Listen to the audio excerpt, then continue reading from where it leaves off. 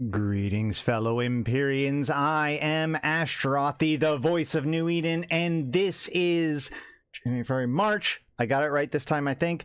26th YC128, and this is the Eve Universe Show. Welcome, welcome, welcome, guys. How's it going? How much political favor does it take to get any reward? That depends on the reward. The political favor is the lower tier reward. Uh-oh, is my audio too loud? Is it not loud enough? I don't know. I'm going to try it out. I keep toying with my sound. I'm trying to make it right. I don't know. It's an ongoing frustration. But if we, since we're here, we can check real quick. Where's the turn-in? Here's the turn-in. We can see here that, like, so for the drones, you have 10 political favor, 25 political favor, and 5 political favor. For the boosters, we have, looks like 25 political favor per one. For the unlimited Skinner items, it is 50 or 75. For the skin crate, it's 50. And for the background, it's 150. Oh yeah, okay, so yeah.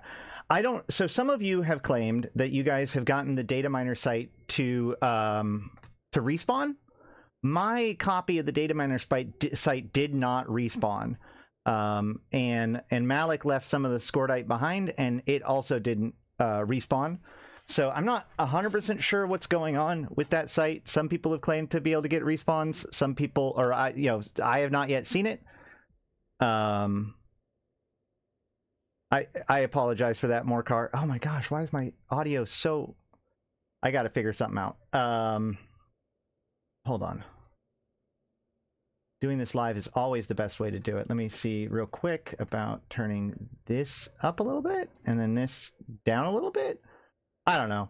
We're just going to let this go the way it is until somebody complains about it. So, all right, we've got so much to cover today for it being kind of an off day. We've got several videos to watch.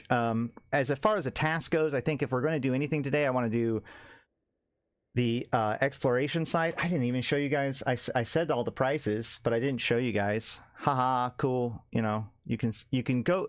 By the way, you don't actually have to like get close to the outreach center. You just have to be on grid with it, and then you can open it up and see what's there. I happen to be, I'm over 200 kilometers away from it, way over here. So, you know, keep that in mind. People have been complaining about getting ganked while you're going here. I will say, and this is something we'll probably talk about multiple times during today's stream, but like, I'm sorry, that's part of the game, right? Like, the thing is that the flawed expectation I think that people have is that like CCP's obligation of some kind is to make some sort of like path that is non-hostile. Like the fact that players are ganking players as they turn it in is a problem that players, or that CCP is at fault for, and that's like a bad thing for CCP. But the problem is that like EVE Online is an MMO that is more than most MMOs about social interaction, including negative interaction. Like that is, as much as we don't like it, a key piece to how it all works. And so it reminds me of that.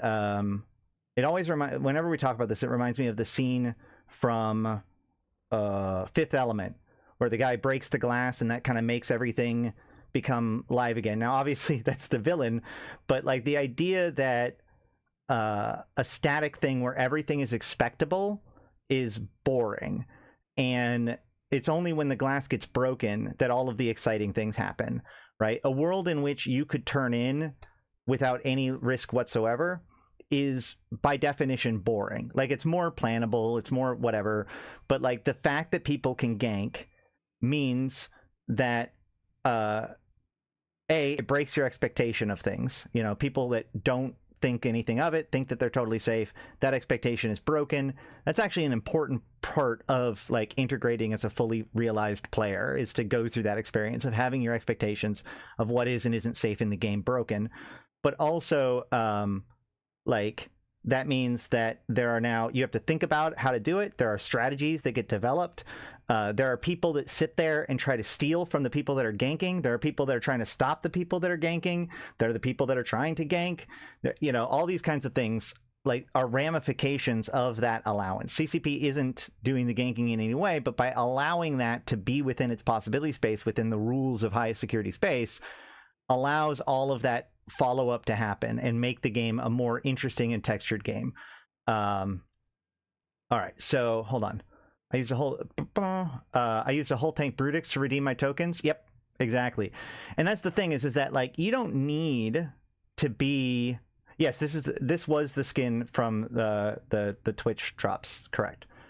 I mean, the advice I was told long ago was missions had to be finished then before downtime, else the mission site might be gone. I mean, my point is that some people are claiming that it's respawning.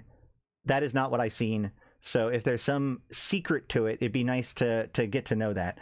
But all right, the point here is that HTFU, I guess. No, there is. This is a very complicated event with the track and the different kinds of currencies and the different tasks and everything. And, you know, so anybody trying to give you like a simple answer about it is probably at the very least sanding off some of the details. So, you know, yeah, 300. There's lots of ways. That's what I was trying to say. There's lots of ways of being safe, and it also isn't necessarily. This is what I say about hauling or anything like that. It isn't necessarily about stopping them from ganking, because that isn't going to happen. They can gank if they want to.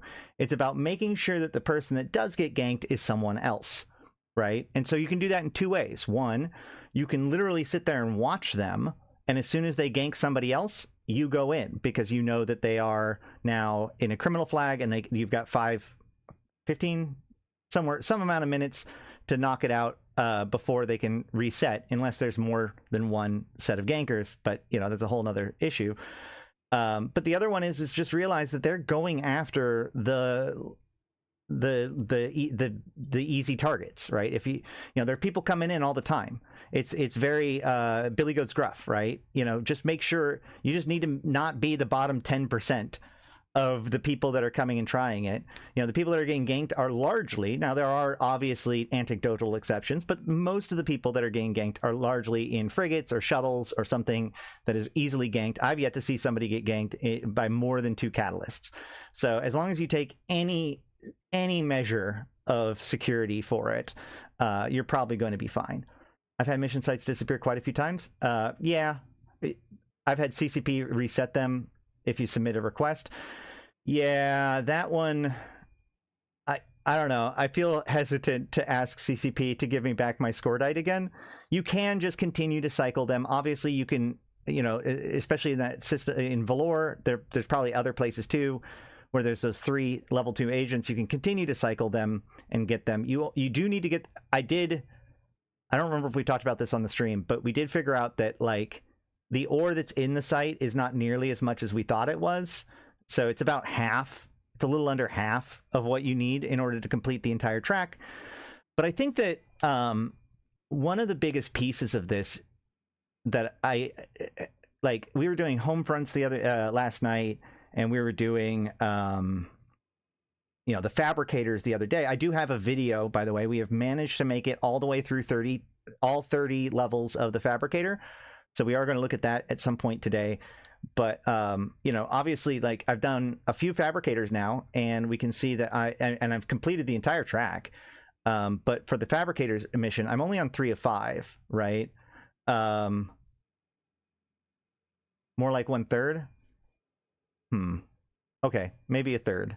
I mean, I said a little under a half. A third is pretty close, like a little under a half. So sure.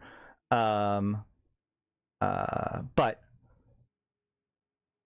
my point is that like the presidential tokens are pretty high. Not only can you, so even if you do every single task, you only get 7 presidential tokens, and you need 4 in order to get the officer mod, and they're not really used for anything else, right?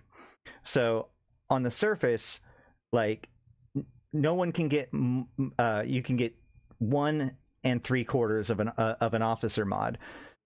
But the thing we didn't really talk about is the fact that doing all 7 tasks becomes increasingly more complicated, right? If you just want to get the points, it's super easy. You can do the missions, level 1 missions, knock them out, get your 1,000 points, and be done with it. But that only gets you 1 presidential favor. You do get roughly 200 million is the current going rate, I think, for them, for that to sell your presidential favor.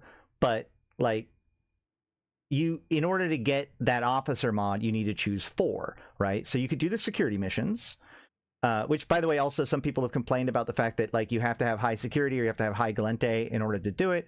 There are Gallente missions outside of Gallente space, so you don't actually have to have positive standings with the Gallente in order to do the security mission task.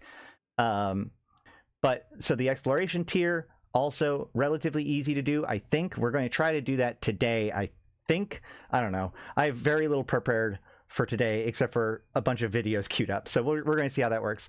The campaign trail, obviously, you do that, knock that out once. There is a lot of danger to that because they're known routes and lots of smart bombers and whatnot. But like, you can knock that one out relatively simply.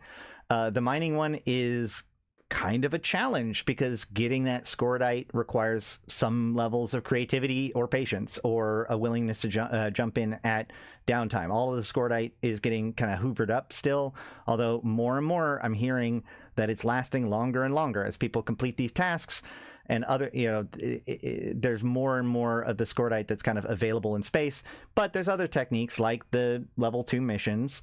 So if you wanted to, you could just run level 2 missions as a way of getting your mission task, and in the process of doing that, hopefully get 2 or 3 of the data miner missions, and then you can also do your mining task. So that's 2 of them. That's fine. The campaign trail is a 3rd one. That's also fine, and the exploration is a 4th one. So theoretically speaking, you can get that 4. But then it gets a little bit more tricky. Like the Rampant Drone Fabricator does take quite a bit to do and find. You have to go, you cannot do it in safe space. It does require, really nice ships and or a fleet of people. That's a whole separate thing. You have the Faction Warfare one, which does require positive standings or the ability to jump into a Faction Warfare Corp in order to participate in that. But once you do, it's relatively easy. The Homefront one, again, requires friends and quite a bit of time, and people can step on each other for it. So that's also kind of a challenge. So like as you go, it's easy to get 1. It's a challenge to get your 4, but there's plenty of options. And then to maximize it becomes harder and harder and harder to get them all, right? But finishing the track itself is pretty easy. So there's multiple tiers of what completing this event looks like. And again, one of the things I did talk about last time that I still think is true is that the real problem with this, if there is a problem with this, is that it just emphasizes alts, right? If we all have a maximum of 1,000 points, then really what matters is how many alts you can do it with. Also, if you have 4 alts to do it with, then you can get that presidential token. You can get the 4 presidential tokens. You're doing only 1 task, right? Like you could do, oh, here comes a gank.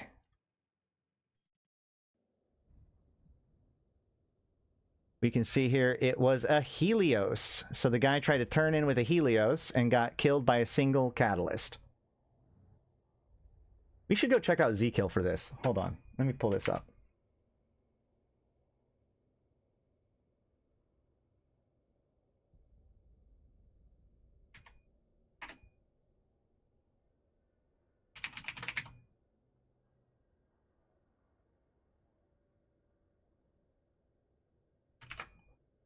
We can see, I mean, we did have a Retribution, or sorry, Vengeance get ganked. But we're seeing a lot of frigates, right? Do we see this guy I mean, he's soloed and it's not a gank.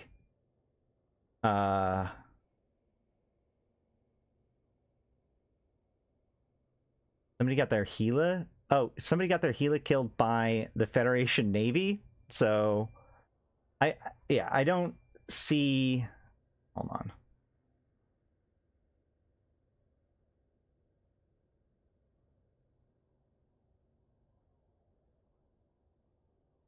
The thing is, the tokens aren't bound. You can just use another character to get more. Yeah, that's what I'm saying. Like, it really does cater to people doing it with alts, or I guess, you know, theoretically speaking, corporations collecting stuff. You know, we do have an opportunity available for people to turn in. I go into BS to turn in, but if I see tornadoes, I turn around and come back later. Yep, great idea. You can even descan it if you want to see if there's tornadoes there. I mean, I'm not seeing anything. All of these things that are getting ganked are exactly the thing that I would expect to be being ganked, which are like frigates, maybe some destroyers.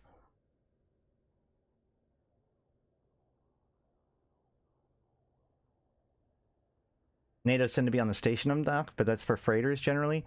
Well, again, like, I'm not actually... What is going on with these? Hold on. Yeah, I think some of these are just going to be war targets hunting each other too. There's a NATO. He was killed by police. But what'd he kill? Hold on.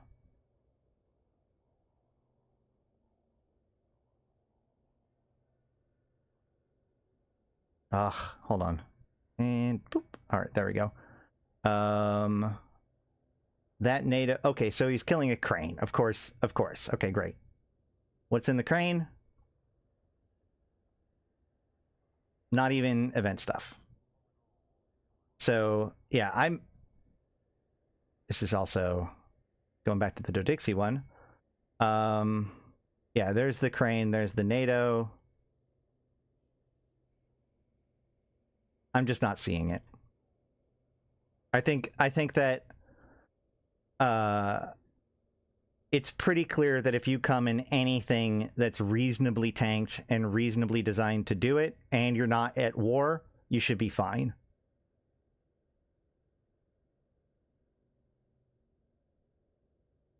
I'm more saying that NATOs are a normal set dressing for Dodie. I mean, yes, this is also a trade hub. There's going to be all of the fun excitement that a trade hub brings. But yeah, all of the bigger kills that I see here are all like war decks.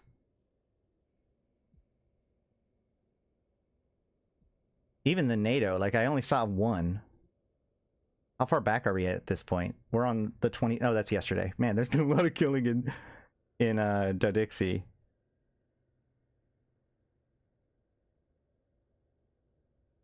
Yep. All right. Either way, let's jump. I found some Scordite earlier, far away from Dodixie. Yep. I mean, that's the thing, is that especially, like, more and more we're going to be able to find just normal Scordite laying around as people either give up on finding it or finish the task themselves. And that's the big thing that occurred to me while I was doing the home fronts yesterday. Because we were doing home fronts, we did actually manage, which, by the way, hold on, a little bit of a thing. A couple criticisms. This is going to be a fucking scattered day. I'm so sorry. Either way, whatever. Hold on. Why are there a bunch of suspect Thrashers landing? Are there a bunch of Thrashers landing? Are they warping off now? Why would you come in a bunch of suspect Thrashers? Hold on. Oh, they warped off. Okay. Well. Alright, either way.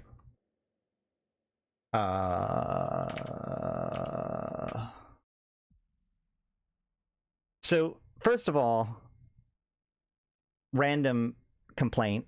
If I go to the home fronts page and I scroll down here, it only has the original home fronts. It doesn't have the newer home fronts posted at all. Like, it's not actually, they never updated that article. Relatively minor complaint. The big thing here is that we also tried to do the, oh man, what was it? The emergency aid home front? The emergency aid home front, no. Sorry, the Dread Lancer home front. The one that used to be like the one that everybody blitzed all the time. Let me tell you, I have no idea how to run that site anymore. We've had some ideas about it. We could probably improve it or whatever, but man, have they made that site very frustrating to run. But we did manage to finally figure out a couple of home fronts that we could do in order to do the task. And it is true that as far as home fronts go, or as far as these tasks go, the home front is pretty strong in the fact that you get that reward for everybody in the room. Even if you overload it, if you bring 4 people to a 3-man home front, you still get all of the points. So theoretically speaking, you could do it the old-fashioned way. Hold on. What do we got here? What do we got here? Why are people coming in suspect thrashers anyways?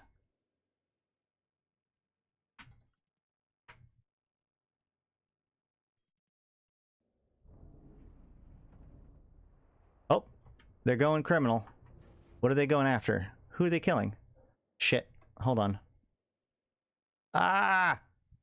I need...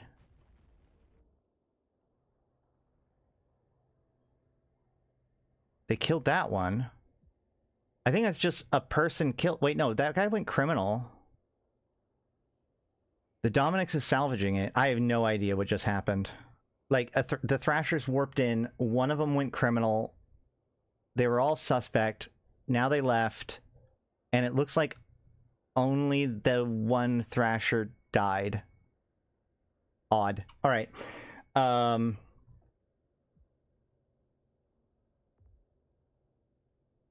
Let's see. Point being, look at the site. Look at your tank. Are the ships there a threat to you? Catalyst versus battleship?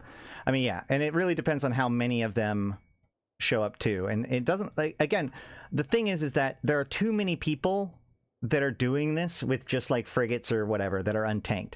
So the people who are ganking them aren't necessarily preparing for heavily fortified targets, because why would you?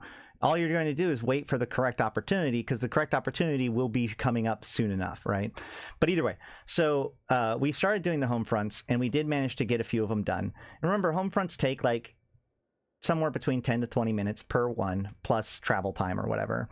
And we finished the first task for the home fronts, which was 4 of them. And then the second task is 6 of them. And I can look up the rest of them, but, you know, obviously it's going to keep escalating up and up and up. But that means like I think it's a grand total of 30 home fronts that you have to do in order to complete the track. That is a lot of grinding. And that is like one of the themes that I've kind of seen with all of these tasks. If you want to get the points, it's actually pretty easy, especially if you jump between the different tasks to finish your track. I did it accidentally. But if you want to finish any given task, that is quite a bit of work, right? Like, I've done drone fabricators now a few times and still only on the 3rd task. You know, the missions, it's still going to be like 40 level 1 missions to do. Exploring is like 30 plus cans, or, you know, sites to find. These are not insignificant tasks. And I think that the important thing to remember with this is that this event is designed to last for a month. Do not try to grind any one of these tasks in a single night unless you're really, really ready for the grind. It's not designed to be. These are things that are designed to be done over the course of days, over the course of weeks, throughout the course of this event, I believe. To that end, we will continue to be doing some home fronts in order to get people that, because I think it'd be useful. So yeah, that's just an important thing to think about when it comes to these tasks. Is it's like, man, you know, Malak said it correct. This is a marathon, not a sprint. Be prepared to kind of do it over the course of the month, not knock it out today and then be done with it, right? That's, I guess, my big lesson for you. All right, let's just jump into the news. This time, we're going to start with the patch notes for today. So today's patch is interesting. I like that I get credit for level 4 missions I was going to run anyway. Oh, well, yeah. I mean, one of the things about it is that you do get credit for the stuff that you already were going to be doing. I do think that one of the frustration pieces is that people have said that there's nothing really new about this event, that it's all just rewarding you for doing the things that were already there, the missions that already existed, the faction warfare that already existed. But there is the Rampant Drone Fabricator, which is a significantly new site. And having run it again, by the way, and we can talk about this when I show the video. The other piece to the Rampant Drone Fabricator, you know, last time I said that I'd really like a version of it for HiSec. But the thing about the Fabricator is that it actually is a huge site. It took us over an hour to complete all 30 waves. Now, I I assume that you can do it significantly faster if you're doing it with ships that are equipped or designed to like clear the waves faster. Because like the point is that there is a certain amount of time in between each wave, but also the faster you clear off the wave, the faster the entire site runs, right? So it's kind of like, how fast can you clear 30 waves plus 20 seconds in between each one? So the fact that it took us an hour to do it, probably there's plenty of people that are like, my paladin can run it in 35 minutes, which that's good. That's really good. That's really, really good for a long-term feature. Things like emerging conduits, right? The reason why emerging conduits were so cool was because they had the set time understanding of like between payouts, and so you could really dial in different strategies and be like, okay, well, this ship is a 12-minute ship, this ship is an 8-minute ship. And I think that over time, things like the Rampant Drone Fabricator will have discussions like that, you know, since the amount of time that it takes for you to run the site is directly proportional to kind of how effectively you were running the site. That becomes the biggest thing when it comes to running it. But also it makes it so that like with our group of what we ended up with 5 people, like that was 2 of those sites were our entire evening. That's like 2.5 hours worth of, you know, PvE. And I realized that like that would not work in high sec. You could create some sort of like weird cheaper version of it, but like we already have problems with people stepping on each other's sites in high sec when the sites last 5 minutes. If the site is going to last for 1 hour and people can come in and go however they want to, like that would not work in a high sec environment. Like high sec would just make that entire concept fall apart pretty quickly. So I still would have liked some sort of version of it to be for high sec, but I really understand, having run it again, why they didn't. Can't help but wondering if a single Edencom cruiser would have sped it up. I agree. Yeah, that would have been an interesting one. Yeah, the campaign trail is, and that's the thing, is that like there's kind of an answer for everybody, right? Like if you want to do something that's relatively quick, the campaign trail is probably the quickest one. If you want to do one that's relatively easy, grinding level 1 missions, relatively easy. You know, like there's all these different angles to this event, and different ways of kind of slicing it and understanding it.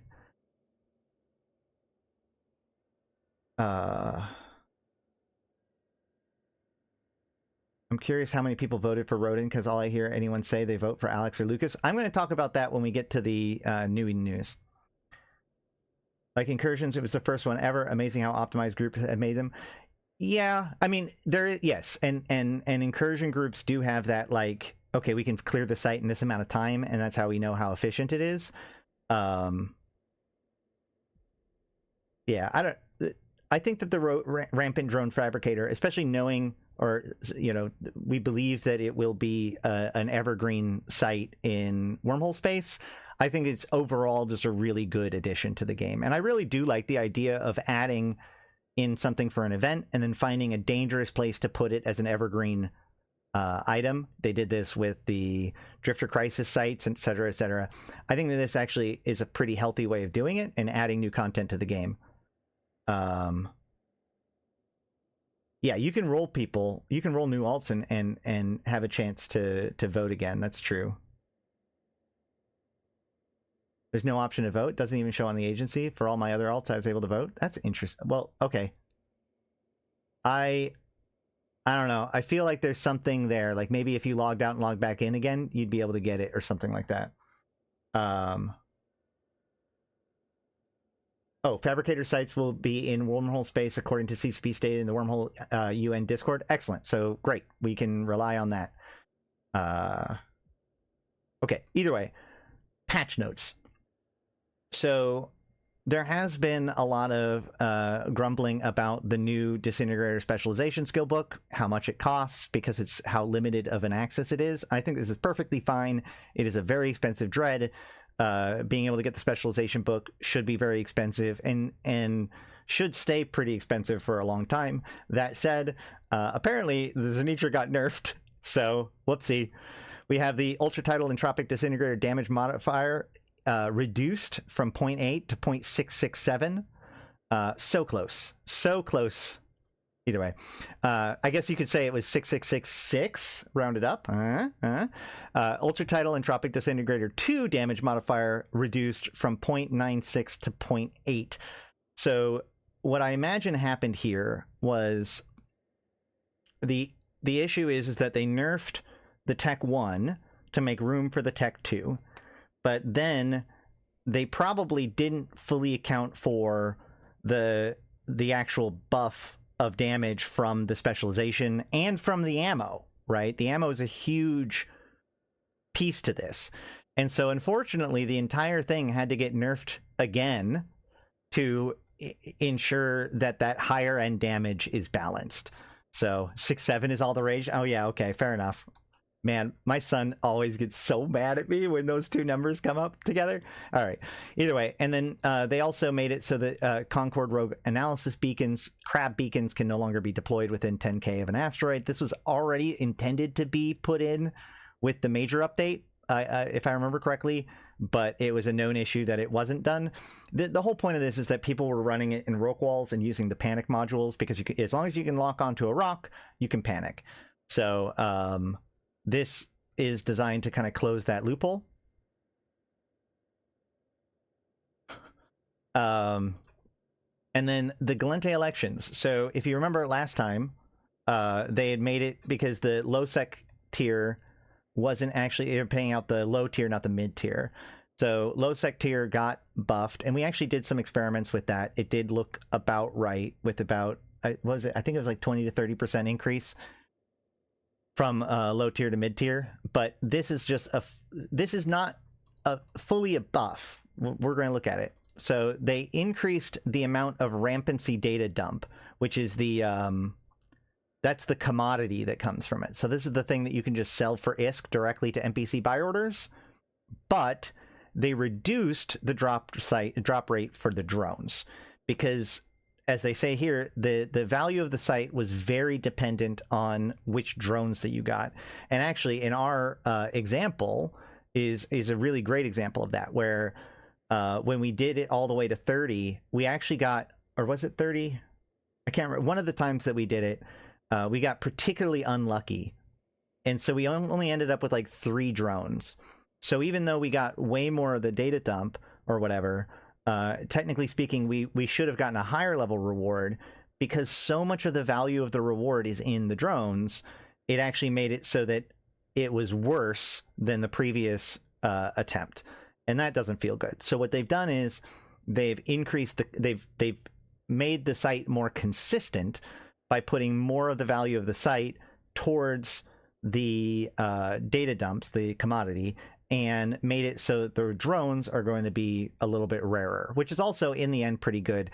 Honestly, there's something to be said about the fact that I think that you could argue that this is the way, like this rollout of it is correct. And I think that it's a methodology that CCP might want to do, where, so at the very beginning of the event, the sites dropped a lot of drones. This is the very first time these drones have been introduced to the game. And so it makes sense that it drops a lot of them right at first to, you know, seed the markets, get a bunch of them out, and then over time shift the site less towards how many drones drop and more towards the commodities that drop. You know, now that everybody who wants to get the drones can buy it for a pretty stable price, then you can, you know, kind of tweak the faucets a little bit on both of those. And that makes sense. And then they also made it so the fabricator sites have been increased within all wormhole systems. So this really kind of doubled down on the fact that this is a site that's designed for wormholes. They're going to stay in wormholes. We should start thinking about it from a wormhole perspective, not just a Lozak and Pochvin perspective. Yeah. And then in miscellaneous, all of these are these are interesting that they're posting them in the patch notes, but these are not like available in game yet. The first, so we have the cryptic Ekidus, I don't even know, the Garistus cryptic skins. We have a historic carrier skin, the Garistus Garistus damage booster 3, and the Rage of the 7 for Anger Games. And if we go into Hobolique's flashbang warning, we can see we actually have quite a bit of other stuff, which we're going to look at those in a minute to see what they mean. But we can see here there is the new Anger Game item. Here is the new Guristas damage booster. And down in the attributes per type, we can see that this is the Disintegrators getting nerfed. Here are the, well, I guess here are the different skins here. And that's basically it. So if we go in-game, just to remind everybody how sick these skins are.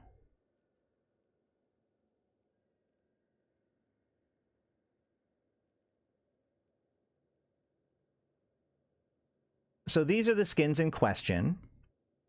They are the Rogue Drone skin, and they've applied them to the different Guristas ships. Now, up until this point, this Rogue Drone skin has been, I'm pretty sure, exclusively on battleships. Looks like there are some new sites as well. What do you mean? I don't think so. Either way. In Hoboli? Oh, we'll get to that. Yeah, I want to talk about that for a second, because I actually think that they're not necessarily new sites, but we can see pieces of the MPE being put in. I think the new MPE. You know, we have the Mamba skin, etc., etc. So a couple things about these skins. First of all, while they are now on the market, theoretically, I'm pretty sure, 99% sure, yep, they're not actually available in game yet. All they did was make them now visible in game. They do have the purple diamond on them, which means that they're going to be a premium thing. So they're either going to be part of a Plex pack, an Omega pack, etc., etc. Why is my ship upside down? What? I don't know what you're talking about. But that just threw me off. So I think that this plus that, oh, the core extra, got it. This plus the new booster, right? There's a new Guristas damage booster. I'm not sure for sure, because there's other pieces to this too. But I've been suspicious, because, you know, obviously the Gallente election, there's going to be an extension of the track in the last week and other twists. I still think that the other twist is that the Guristas are possibly going to get involved in the election. It makes sense because the Guristas are the pirate faction for pirate faction warfare, right? Like, if this is going to be, you know, we do have faction warfare as one of the tasks. So if anybody's going to come in to be a disruptor, it could be the Guri Malakam, the Guristas faction warfare group that is doing so. And so, like, my assumption is that in that last week they might have a Plex sale or an Omega sale or something like that that shows off the Guristas, because, oh my god, the Guristas are doing something, you know, whatever, right? So we'll have to keep an eye on these, because these are incredibly sick skins. A lot of people really like them, so you know, kind of important.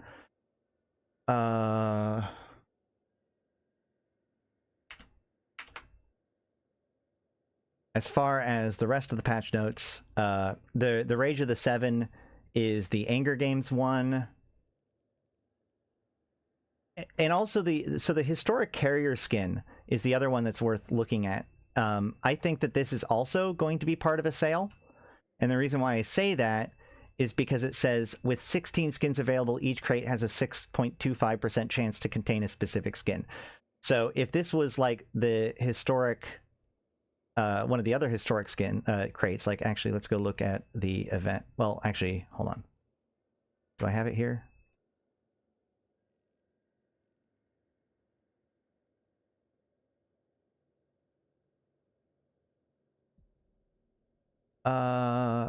Oh, wait, no, I can just look it up by talking to the guy. Hold on.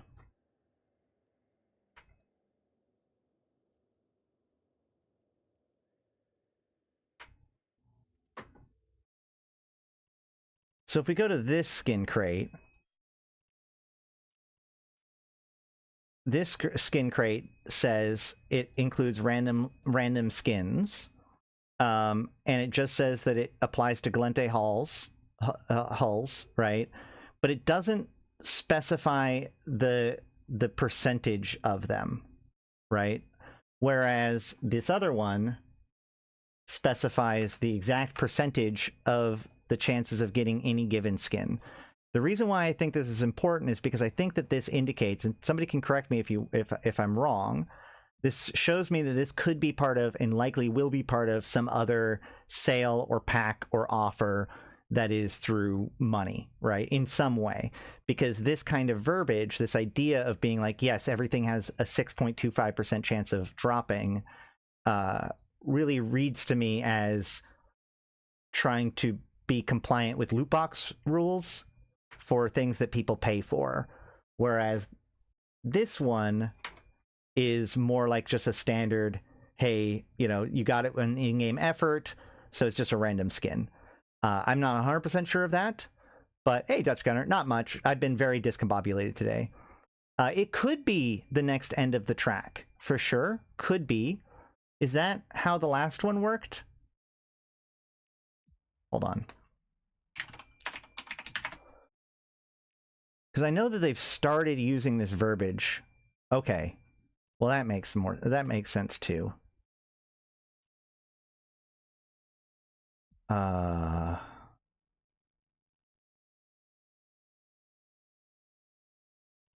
Dang it. I was looking for the...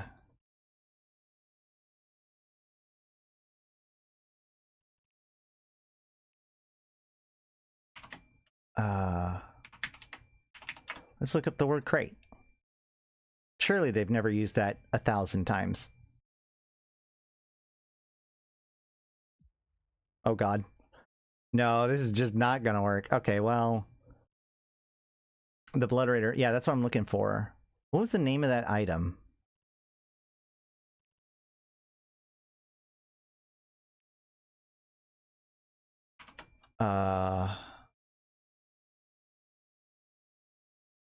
What was it? What was the... Is it Ship Crate? Yeah, Perseverance was with winner. Serenity Ship Crate, no. 25 plex and 100,000 SP? Is that because that's what's missing? I mean, that's a pretty decent guess, I suppose. Man. Hold on. Could it do Blood Raider?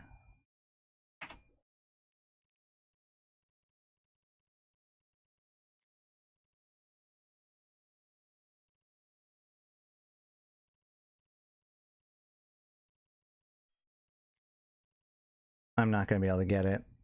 I'm not going to be able to get it. Dang it. Oh, wait. Blood Raider Crate. What's this? Oh, no. No. This one doesn't say any probability. It just says it's a ship blueprint copy. So I can't remember a time that they have had a crate that gives a percentage for the skins that wasn't for money.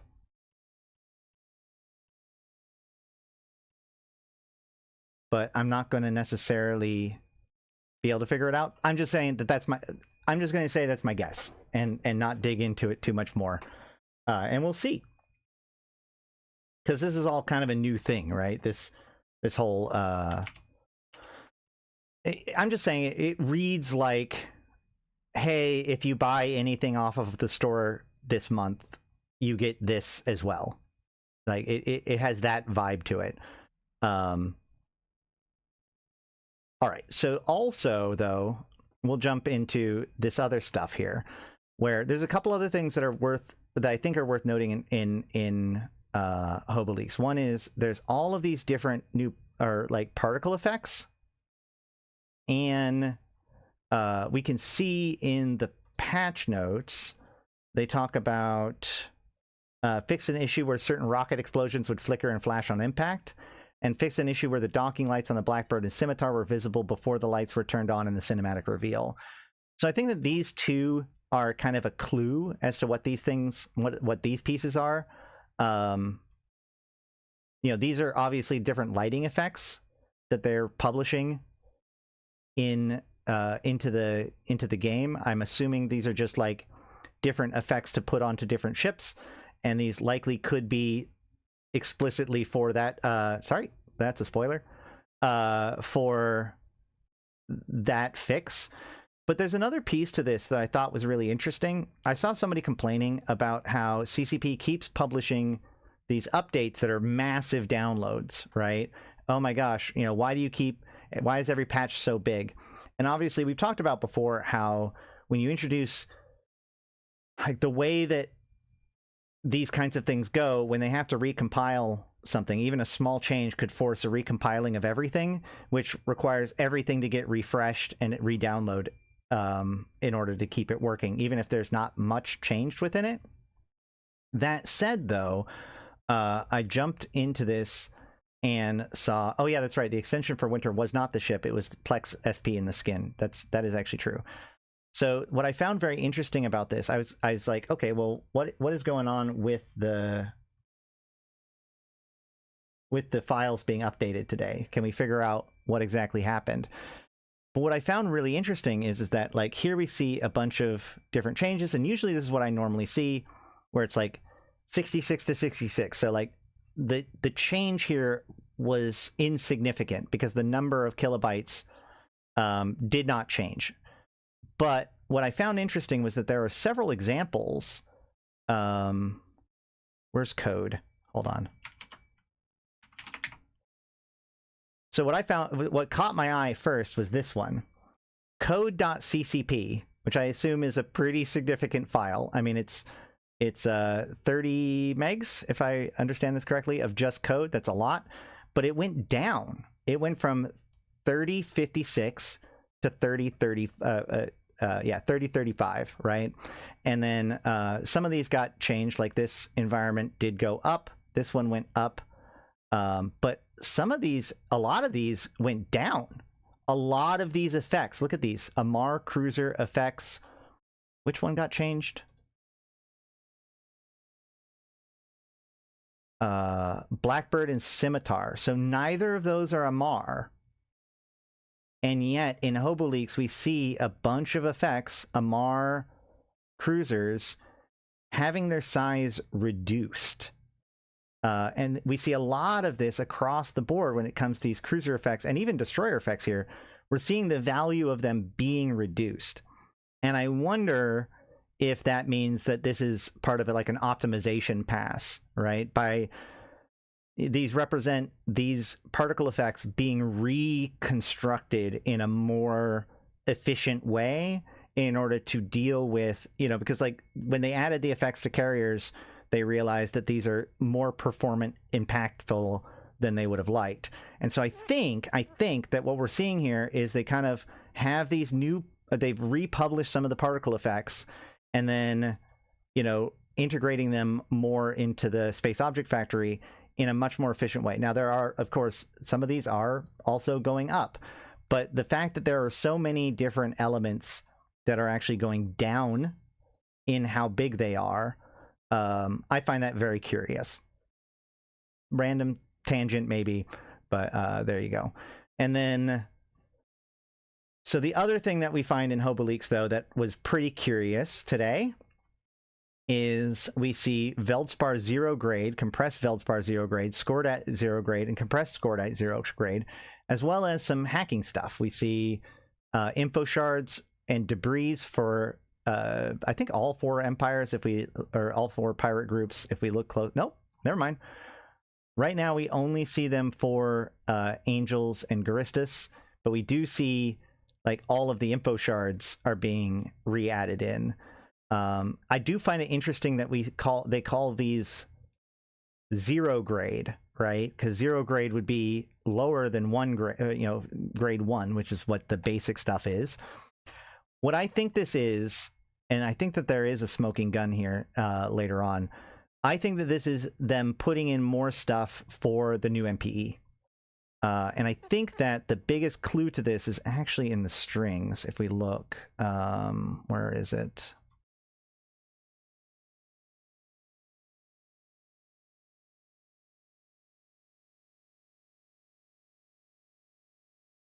I suspect that a lot of these sites are just being copied in, so that way they can do something with it for the MPE. But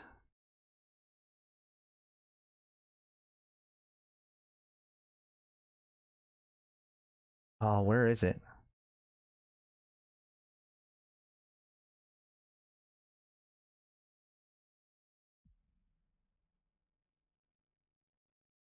Let's see. Oh no, no, they say a thing. Hold on, where is it? God darn it! I should have written it down, or I should have like, yeah. Give me a second.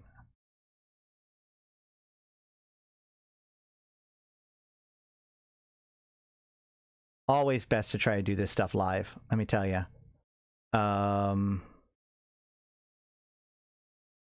Where is it?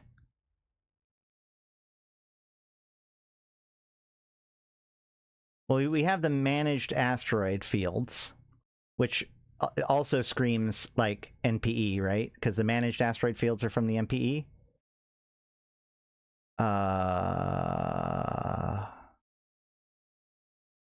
No!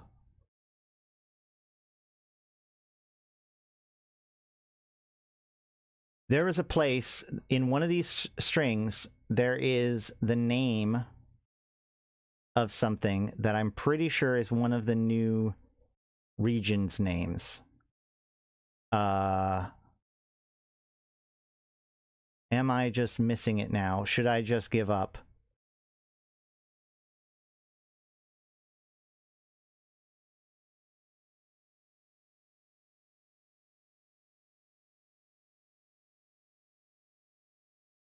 I'm about to give up.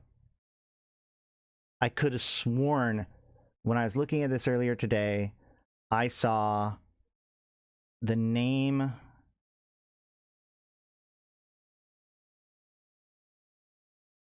Here we go.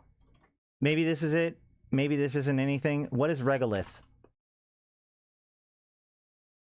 Is regolith something? Hold on. Maybe I was just wrong the whole time.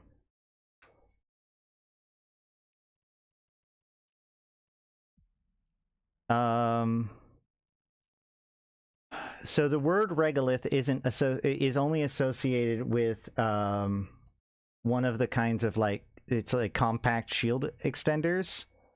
So that doesn't make sense. Is that one of the new regions? Please tell me that's one of the new regions in this entire trek into the world is not madness. Hold on.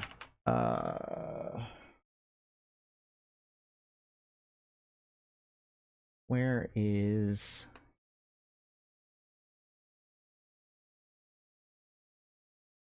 Ah, hell, I give up. Maybe it's something, maybe it's not. Isn't regolith a crystal? I don't know. Somebody help me out. Maybe?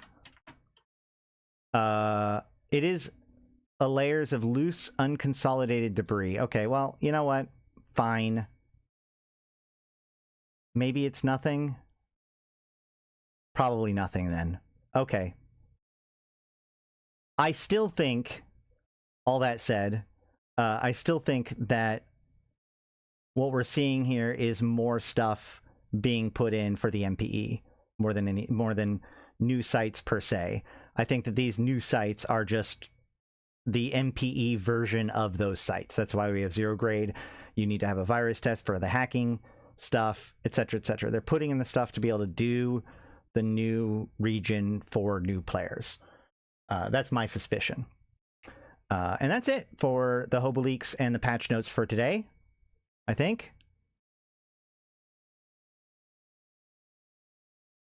Excellent. All right. We are going to jump into the New Eden news. Let's set this up so that way I can record it well. Wow. All right. All right. Getting ready for the segment. Ready? All right. Greetings, fellow Empyreans. I am Ashtarothi, the voice of New Eden, and this is your New Eden news for March 26th, YC128. Rodin takes early lead, but election still anyone's race. Anybody's race. Latest polling shows that Soryata Rodin has a narrow lead over her rivals in the race to become the next president of the Gallente Federation. With Election Day still weeks away, a Federation-wide poll was placed the Progressive Party candidate in front with 35.4%, followed by the autonomous Alex Moro with 33.2%, and independent Lucas Tenzin just behind in third place with 31.3%. The Gallente public seems to be drawn to Rodin's legacy of the grandchild of the Federation's most popular former president. Capsuleers have rallied in significant numbers to Rodin's message of strength and corporate control. At a press release in Dodixie, Rodin thanked all her supporters for their, quote, tireless advocacy and dedication to the values that made our Federation strong, end quote. She was, however, quick to point out that, quote, this race is far from won. There's more to be done, and I know you are all the ones to do it, end quote. Governor Alex Moro, who is only marginally behind Rodin, has responded by trying to increase their campaign's reach. Quote, when you offer people the future, it is understandable that their first response would be trepidation. Our task now is to make it clear that my campaign's vision is one of hope and the freedom to dream without limits, end quote. Alex Moro has pointed to the rising popularity of new hybrid drones based on rogue drone technology as a clear sign that the public should embrace their proposals for future drone experimentation. Though Senator Lucas Tenzin had an initial surge of popularity thanks to his grassroots support, but with the candidates so close, he did not have to fall far to drop into third place. Tenzin has redoubled his efforts and is traveling throughout the Federation to try and inspire communities to back proposals for a, quote, humanity-first approach, end quote. The Tenzin campaign has identified that though they have an enthusiastic hardcore,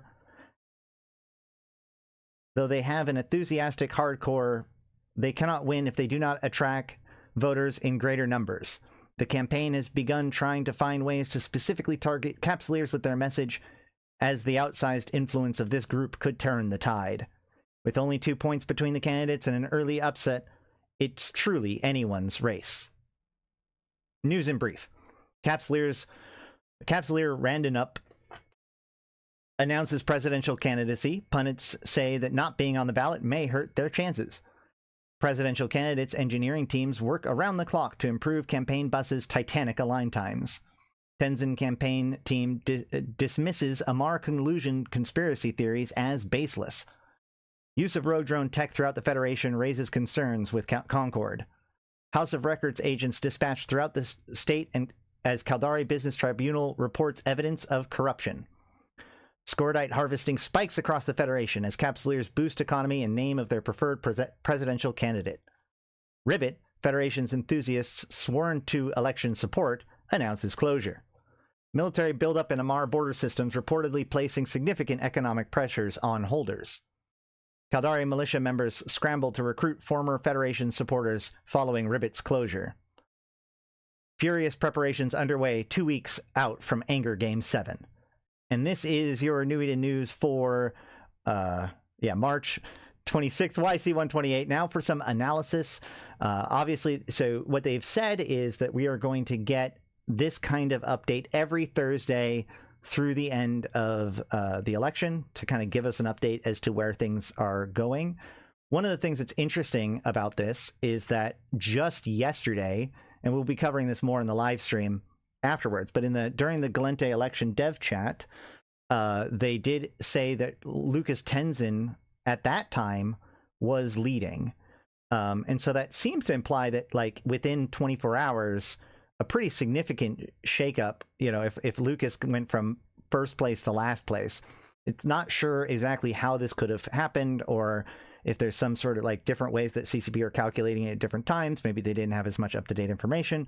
I don't know. But the point is that this is very, very, very close race. And the fact that Soryata Rodin is winning makes me pretty sad. Congrats to Malak Starfire to getting noted. We'll get to that in a second. Another thing that's worth noting about this, and I do think that this is what they're kind of referring to here when they talk about how Lucas Tenzin had an initial surge of popularity, and then now is at the bottom. I think that that's actually a direct reference to the fact that yesterday or 2 days ago, he was at the top. So I think that that's what this is directly referring to. I do like that they kind of all continually reinforce what they, their tag line. Rodin says Federation strong. Alex is about further drone experimentation, and Lucas is humanity first. So they reinforce their kind of buzz line. Could this be GMs pulling our legs for lore? I mean, anything is possible. I think that we'll get more information as time goes out, and after this we will be watching the dev chat about this and also the Okami Tea Time. Maybe we'll get more information out of that. We'll have to keep watching it as the event plays out. One of the other, a couple things. First of all, I do love this idea that like a capsuleer announces candidacy. I didn't even see this like where this happened, but saying that he might not get elected because he's not on the ballot is pretty funny. Then this comment is about how when they first came out with the different buses, they had like a 60-second align time, but then last Tuesday that got corrected to being basically they have the exact same stats as the faction version of the luxury yacht. So they lost their big cargo space, but they do have the faster align time now. Tenzin campaign team dismisses Amar collusion conspiracy theory as baseless. I'm actually kind of surprised that so Malak posted a thing on the forums accusing Tenzin of being supported by the Amar because the Tenzins, if their modified module, if their officer mod is being put out there as a way of kind of to garner support for their cause, it does seem very odd that Tenzin's is a missile disruption module, which is not a Gallente thing. It's not a damp or anything, or scram or something like that. It is a missile disruption module, which is largely Amarian tech. Now it is, against against Caldari because they're the historically more missile using empire. But a lot has happened between Amar and Gallente recently. They're on much better terms. There's been a lot more trade and agreements between the Amar and the Gallente. And so the idea that the Amar would be attempting to influence the election by getting Tenzin elected is a very fun theory to play around with. There are some like obviously problems with that theory. Hold on one second.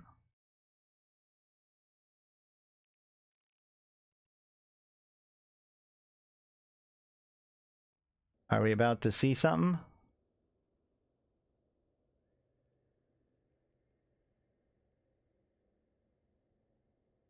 Or are those catalysts going to try to turn? Are the catalysts turning in, or are the catalysts going to shoot something?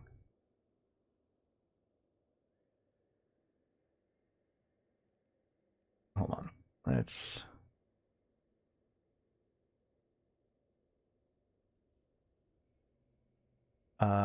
It's Toxic Yakin. Ha! I know him.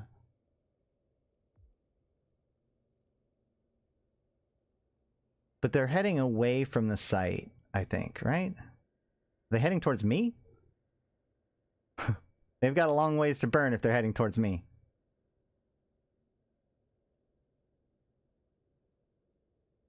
Tell you what, I will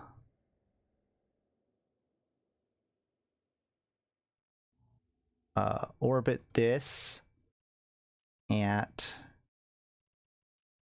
current. Turn on my microwave drive. That's going to make it harder for them if he is coming my way. I doubt it though. That'd be funny.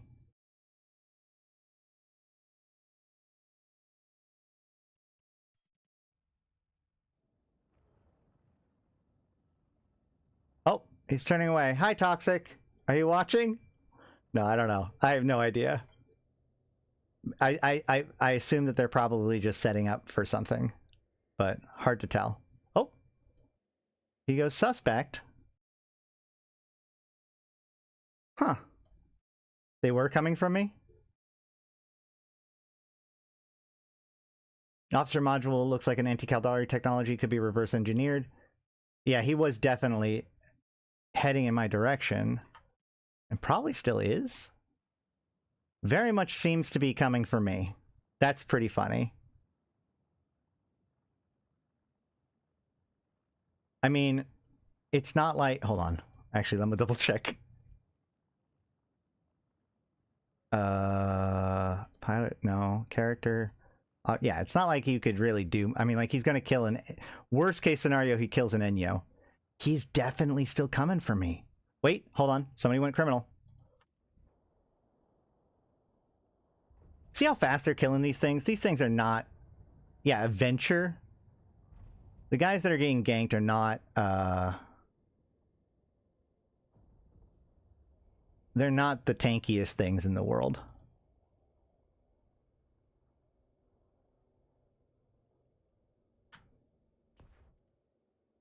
Is he still heading towards me? Oh, I think... Did he give up?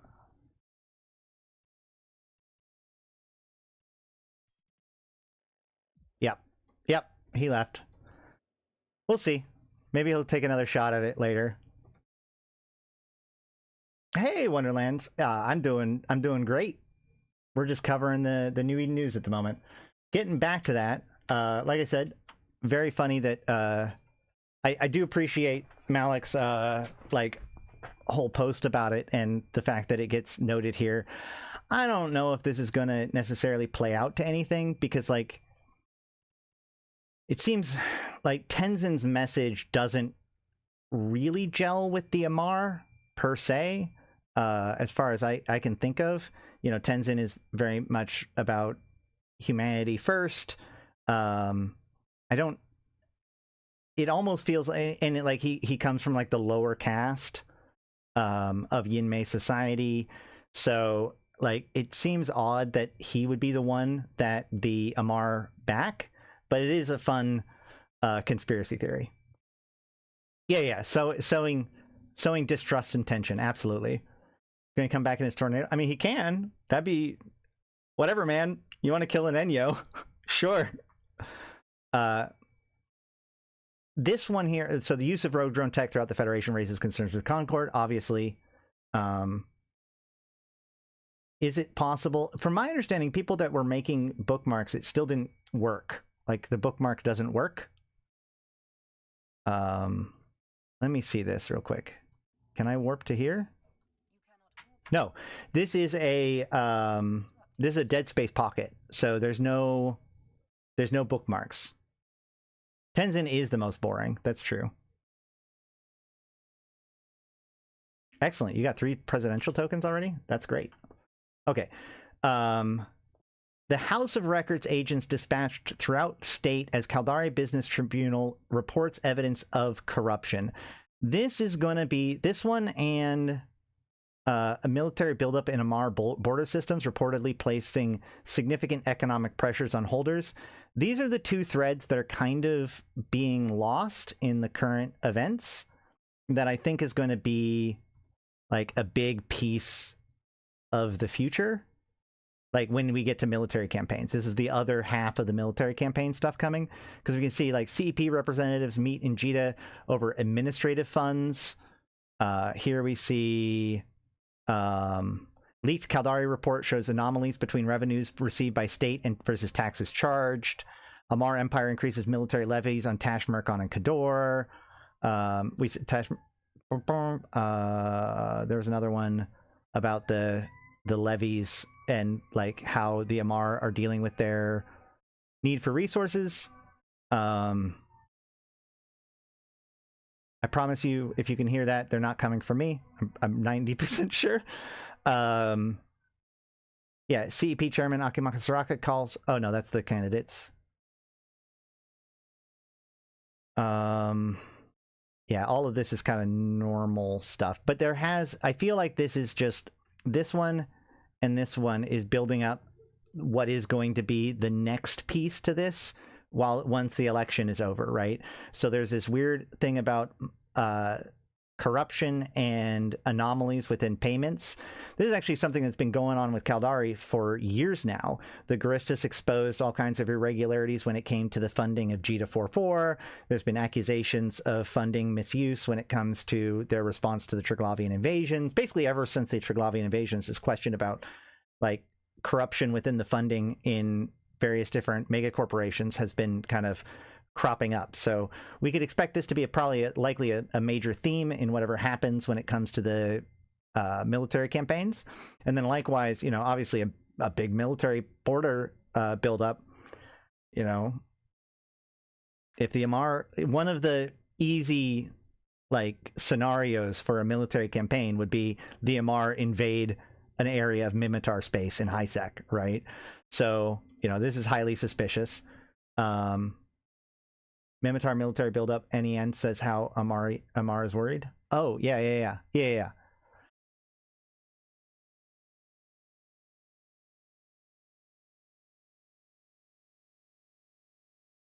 well, while the petition is still...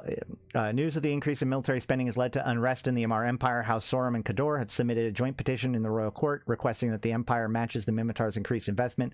House Khanid and Tashmurkon are thought to oppose the suggestion out of concern for economic stress that it might place in the Empire. And then, of course, the follow-up is that they levied military levies on Tashmurkon and Kador specifically. So there's something going on there. It's a little bit too early for us to really predict where this is going to go, but you can tell that they're setting up the dominoes for, you know, the other empires to do interesting things, not just the election. Wasn't there also a background story about some Intaki got arrested for Stargate tamping? Wait. Yeah. There were Caldari. Oh man, you're right.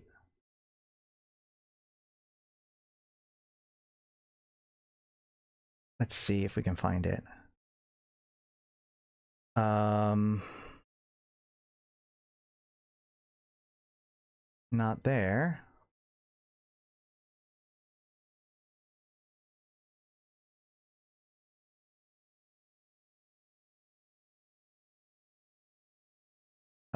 Not there. Man. There was a thing. Somebody they arrested a dude, like some people. And it was odd who they arrested. What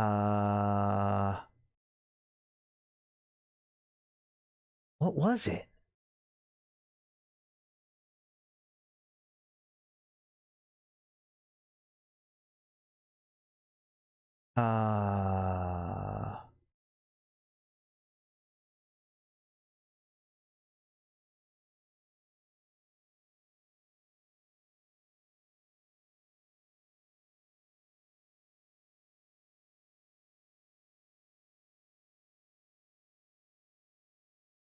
Caldari Business Tribunal investigates missing funds. It was Syndicate. It was Syndicate members. Yeah. Syndicate members denounced by organization following being found guilty of attempting Stargate tampering. So yeah, Intaki Syndicate guys were arrested because of Stargate tampering. That's correct. So that's another piece of like where things could like catalysts for the military campaigns that are coming for sure. I do find this Ribbit Federation enthusiast sworn to election support announces closure very funny because, you know, when they first announced the elections, you know, when Celis Agard was impeached, Ribbit was one of the groups that like came forward to say that they would secure it. It's not there. It would be here, right?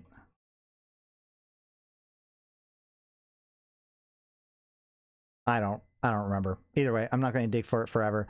But you know, Ribbit being it was a player corporation. It is now closing, so that kind of is this one and this one. It is kind of sad to see these groups close down, but you know, it's what happens. I think of the 3 faction command bursts, they only have a bit of extra range, duration, T1 fitting. Are they worth 300 million? So I've said this before, when it comes to the boosters or bursts, the biggest thing about them is that technically now you can have 2 bursts up per burster, because you can burst, switch it to a different script, and then burst again, and then have both of those running, and then switch back and burst the first one before that first one runs out. In my opinion, that's probably the most significant piece to how important those bursters could be long term. Otherwise, yeah, it's just a little bit further range and less fitting. But less fitting is a pretty big deal when it comes to bursters. Anyway, so we have and then also the stuff about the Anger Game 7. The only other weird thing about this, the only other point to talk about when it comes to this stuff is, okay, I had to think about whether or not I really wanted to weigh in on this, but I think it's probably worth doing, which is that there's a question to the preferred pronouns of one of the 3 candidates. Now, it has been kind of noted all the way back, especially when it came to their presidential profile. You know, in the case of Rodin's presidential profile, Alex's presidential profile only ever refers to them as them or they, right? But the problem is that in the first article that introduced them, you get they get referred to as her and she a couple of times. When asked if she would support the demilitarization of Intaki, they responded blah blah blah, right? So in the very first time that they talk about them, we'll go with, they do refer to she, but after that they refer to them as them. And so the question kind of has been tittering around here and there about whether or not this is like intentional, right? And I've been kind of on the fence about this because, as I said, they in the first one they referred to Alex as a she, and so likely I wrote this off, or not this off, but the interview one off as this is more of the voice of the person, of the writer of this article, more than anything. But two things have happened that has caused me to second guess this, and we actually have actual confirmation about this. So we do know that this is actually intentional. So the first clue that we have is if we go look at the campaign buses for the three people, we have Rodin's campaign bus, and Rodin's campaign bus's description says, is this it? No. Dang it. Nope, this is not the right one. What is it? Where was it then? Oh no, hold on.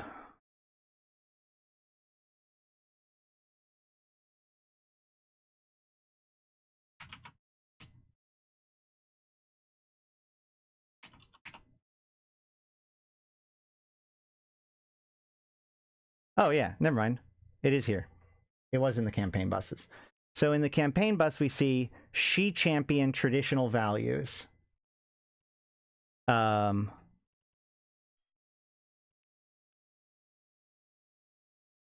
she championed traditional values. But then if we go to Moros, we can see they were unchained by the traditional limitations of what has been and ready to embrace what could be. And there's another quote somewhere in there, I'm not going to dig too deep into it, that shows that like they had the exact same verbiage between Rodin and Moreau, where they refer to Rodin as a she and Moreau as a they.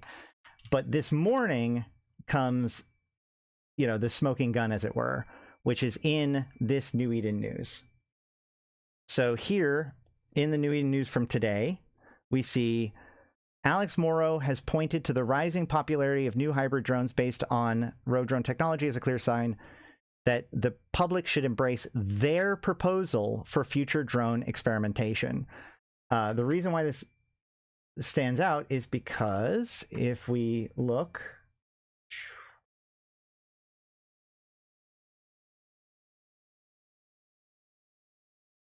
this is the original post. It said, "Rising popularity, new high, blah, blah, blah. Clear sign that to the public should embrace her proposals for further drone experimentation." So they originally posted it this morning with a her, and then they changed it intentionally to a they, which is interesting. But then, because of all of this going on, people were asking in the official EVE Online Discord about this, and CCP Diegetic responded and confirmed. Regarding Moreau's pronoun, I've been writing the character as a she, them from the beginning, but with a stronger preferences for non-binary pronouns. The use of a feminine pronoun in today's article was indeed an error and has now been fixed. I hope that clears things up. So, yeah, Moreau is properly referred to as a they. And I think that I don't necessarily want to talk about like the politics of all of this per se, because this is a fictional universe that has different politics. But this does come up to the question of why would they have a they pronoun? And there's two theories.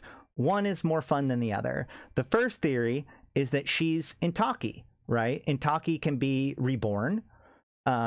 And so they can project their consciousness. They can transfer the consciousness of an older person into the mind of a child in order for them to be reborn. And there's nothing explicitly that requires that to be someone of the same gender. And so I assume, I couldn't find any evidence of this per se, like explicitly, but I assume within the Intaki culture, it may in fact be pretty normal for someone to transfer into a body of a person who doesn't have the same gender that they originally had. So, you know, it could very well be that the idea of binary gender just doesn't make sense within Intaki society. My theory, more fun, this is clear evidence that Alex Moreau is 3 rogue drones in a trench coat, right? Like they're a hive mind. They, you know, this is why, and both of these theories could explain why she's so smart at such a young age and why she's so effective, etc., etc. I strongly believe that this is just, I think, because like the question is, why would they do this, right? And not they do this, but not make a big deal about it, while still explicitly, intentionally doing it. And I think that my guess is that the plot twist is that Alex is 3 rogue drones in a trench coat. I don't know. That's just my theory, though. I don't know. We're gonna have to keep an eye on this. Definitely, in my opinion, more reasons to support Alex Moreau, because I think that it's a much more interesting New Eden to have a character like Alex that's so disruptive to the status quo and the norms of things. To be introduced into the universe as one of the 4 leaders. I just think that an EVE Online that has Alex Moreau as the president of the Federation is a more interesting New Eden for the purposes of, you know, the military campaigns, etc., etc. Maybe they're infected by the other. Yeah, who knows? What if she's the thing that woke up in the sleeper VR play? I mean, yeah, there's a lot of fun theories about it. My point is that Lucas is the boring candidate, Rodin is the status quo candidate, and Alex is the interesting candidate. Please vote Alex Moreau with all of your alts. It's important for as I said, she is not the president that the Federation needs. She's the president that the cluster needs. We just I think that we would be making a dire mistake allowing our opportunity for someone who is as revolutionary as Alex is to becoming president of the Federation. So that's just my continued pitch for why you should vote for Alex. All of them. All right. Other than that, I think that that's about it for your New Eden news today. We might get another one before then, but we should get another one by next Thursday. We will cover that, of course, here. So make sure to subscribe to the channel if you aren't already, so that way you can get all of the notifications when I go live and when I put out videos. And of course, you can always consider becoming a member, where you get those edited videos a little bit early, and come check out and hang out with us on the Discord, where we talk about all this sort of stuff in our Eve Universe channel and other channels, including the supporter channel for members and patrons. But all that said, I've been Ashtarothi. Hang tight if you are here live, if you're watching the edited version.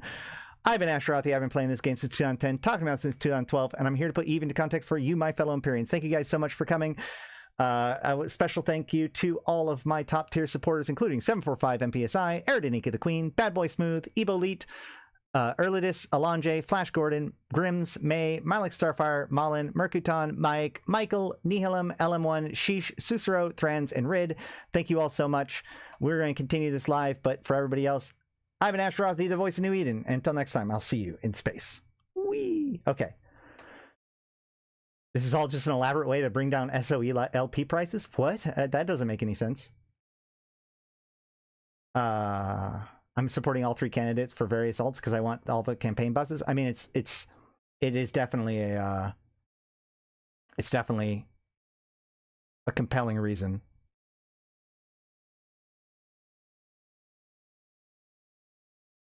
Triglavian sleeper agent could also be, yeah, absolutely. 10. There is the whole thing. It is interesting that, like,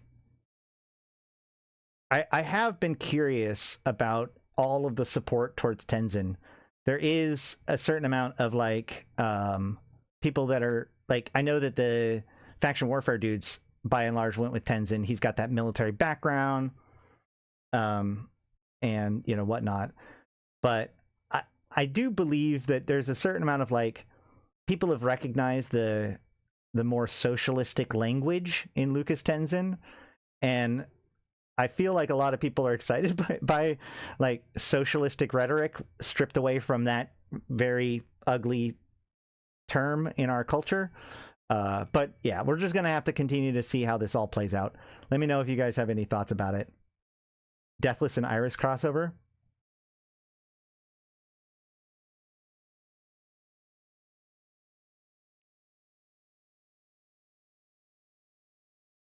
More card, that sounds terrifying. The rhetoric was why I support Tenzin. Oh. Another gank is happening.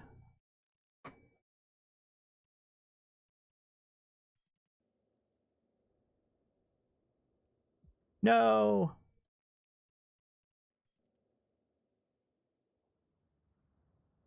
What was ganked? It was a buzzard. Yeah, stop trying to turn things in frigates, guys. That's the moral of the story. Stop trying to turn things in frigates. YC128? Gankwatch 1. Yeah, exactly. How lucky you were today? How lucky were you today, Wonderland? We still got videos to watch today. We've got quite a bit to do today. So settle in. If Tenzin wins, I will forever refuse to help the Gallente war effort. I mean, you want to help the Triglavians anyways. I will say that, like, yeah, that is not an uncommon idea. The Convocation of Empyreans is definitely paying attention to this election, and we're going to decide how much we want to support the Gallente in the future based on the election results. That's for sure. Assault damage control units, though, think about it. Well, we did see actually at least one assault frigate get ganked. I think that an assault damage control on a well-tanked assault cruiser could be really good. It's the illegitimate love child of Aura and Iris in the virtual world, brought forth into the realm by the Deathless Guy to cause havoc in Empire space ahead of a massive Jovian invasion.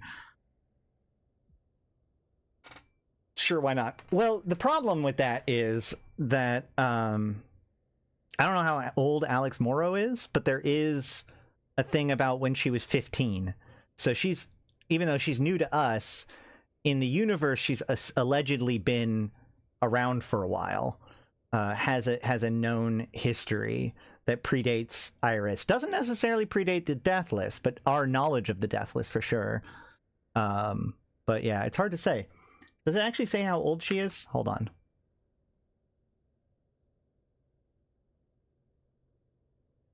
So it says that she was accepted into the University of Kali when she was 15 as the youngest student there. But I don't think it actually says her age. Their age? Either way. Avalanche is going to get ganked for a whole different set of reasons.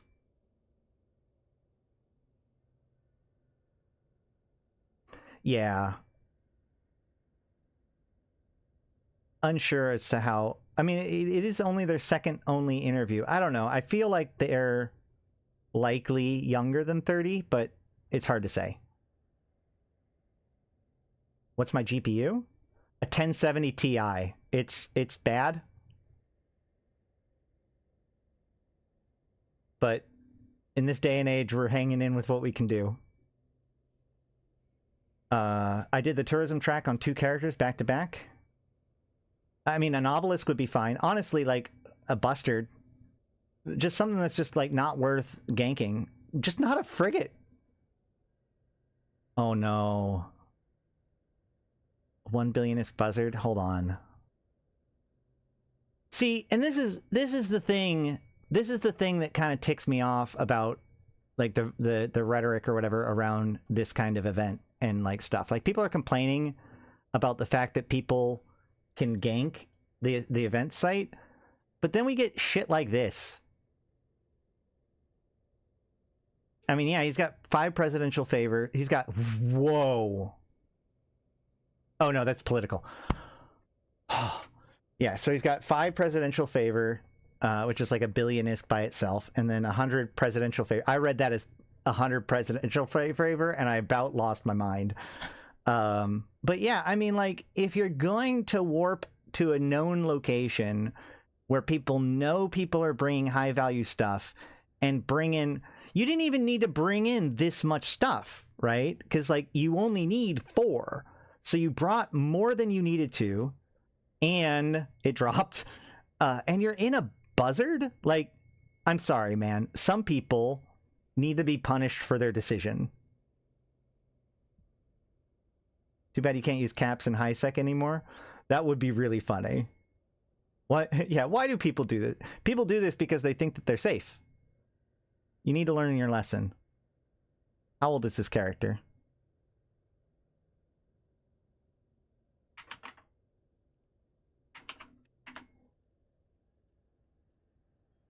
Oh no, we're doing like a name and shame thing. I don't mean to do that, but he's from 2016. Let's go with he should know better.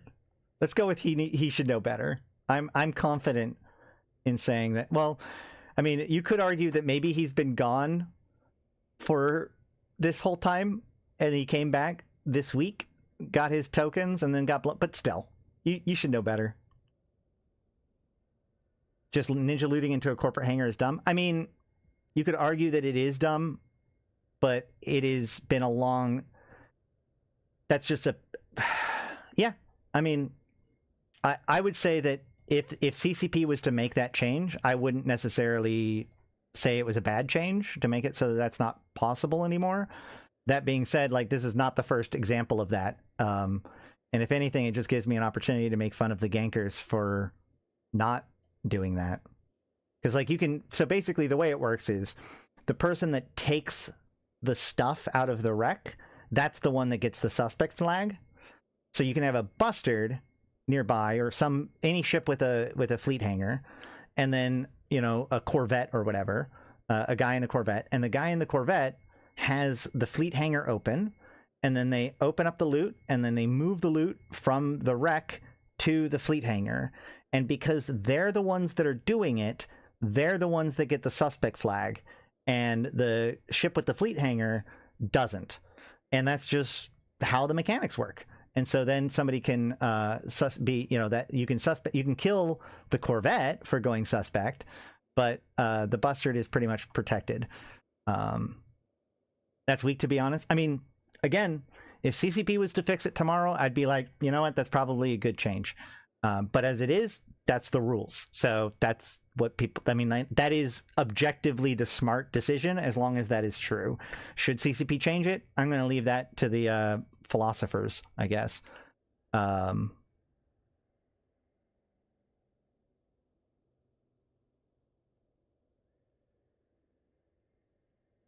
Pushed against a wall, I think that that should probably be changed. Anywho. All right, so let's get started with the videos. We have 3 videos to cover. The election dev chat, the tea time, and the Vanguard uplink podcast. Because it's already been so much time, I'm probably going to leave the Vanguard one for last, just in case we don't get to it. So we're going to do the election dev chat first. I haven't watched either of these videos yet, so we'll see what happens.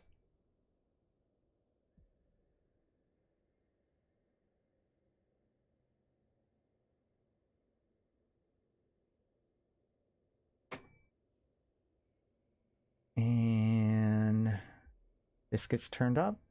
This gets turned off. What is this? Anyone who touches the loot should get a suspect for 15 minutes after a PvP kill, just like a kill credit on Zkill.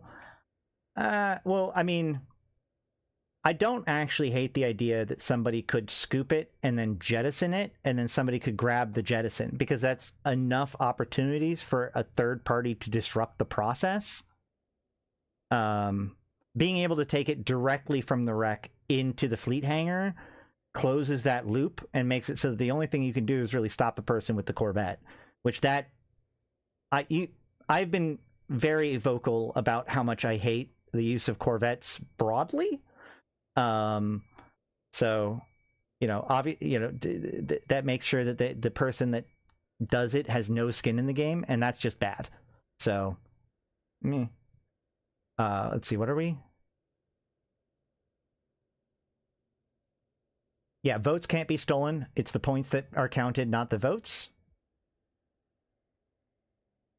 Yes. So no, the candidates aren't paying people to gank people to be able to steal the points. The presidential favors have nothing to do with who gets voted for. Only the points on the track. All right. Speaking of which, let's just jump into this. I'm gonna switch this to 1.25, and we'll go.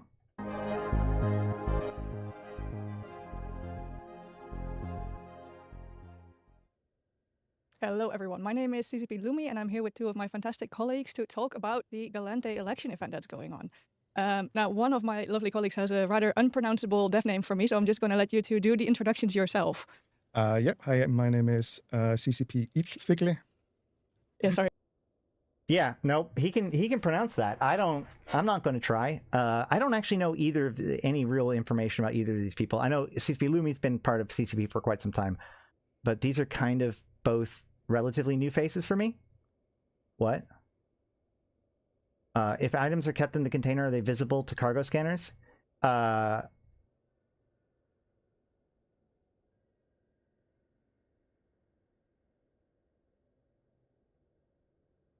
If I remember correctly, no. Because I know that you can double plastic wrap to make it so that the contents can't be scanned. I think if you just have a box in your cargo, that can be checked, because I think you can do a view contents on the cargo scan. So it'd have to be a box in a box, which that obviously can't be done because a plank whatever can't be put in a plank whatever. So you would have to have like either double plastic wrap or a plastic wrap in a box, if I remember correctly. So yeah, only double wrap. You have to go 2 layers deep. Oh, wait, hold on. Is that... Wait. That's not a... No, that's not a criminal. That's just an outlaw, I think, right? Hold on.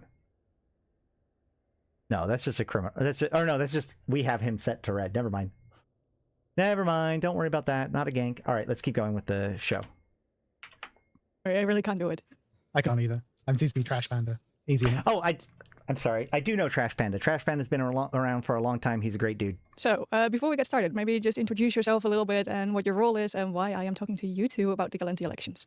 Sure. Yeah, so I'm CCP Trash Panda. I'm the producer for the events team. So I work with my friend, unpronounceable name over here, and we produce the Gallente election, and we'll also be producing the other events throughout the year. I am a game designer on the same team, the events team. If a container can't be placed in a container, then how to double plastic wrap? The thing is that you can still... So when you make a... Oh, man, hold on. Who's being ganked today? Where is it? Wait, where is it? There it is. What'd they get? What'd they get? A rookie ship, a Velator. Yeah. And that's the thing, though. They're not doing the whole, like... See, he went suspect in a metamorphosis. They could be using a bustard, but they're not. Like, even this Iteron Mark V isn't correct. They don't have the bustard thing set up. Yeah, seems to be unpronounceable.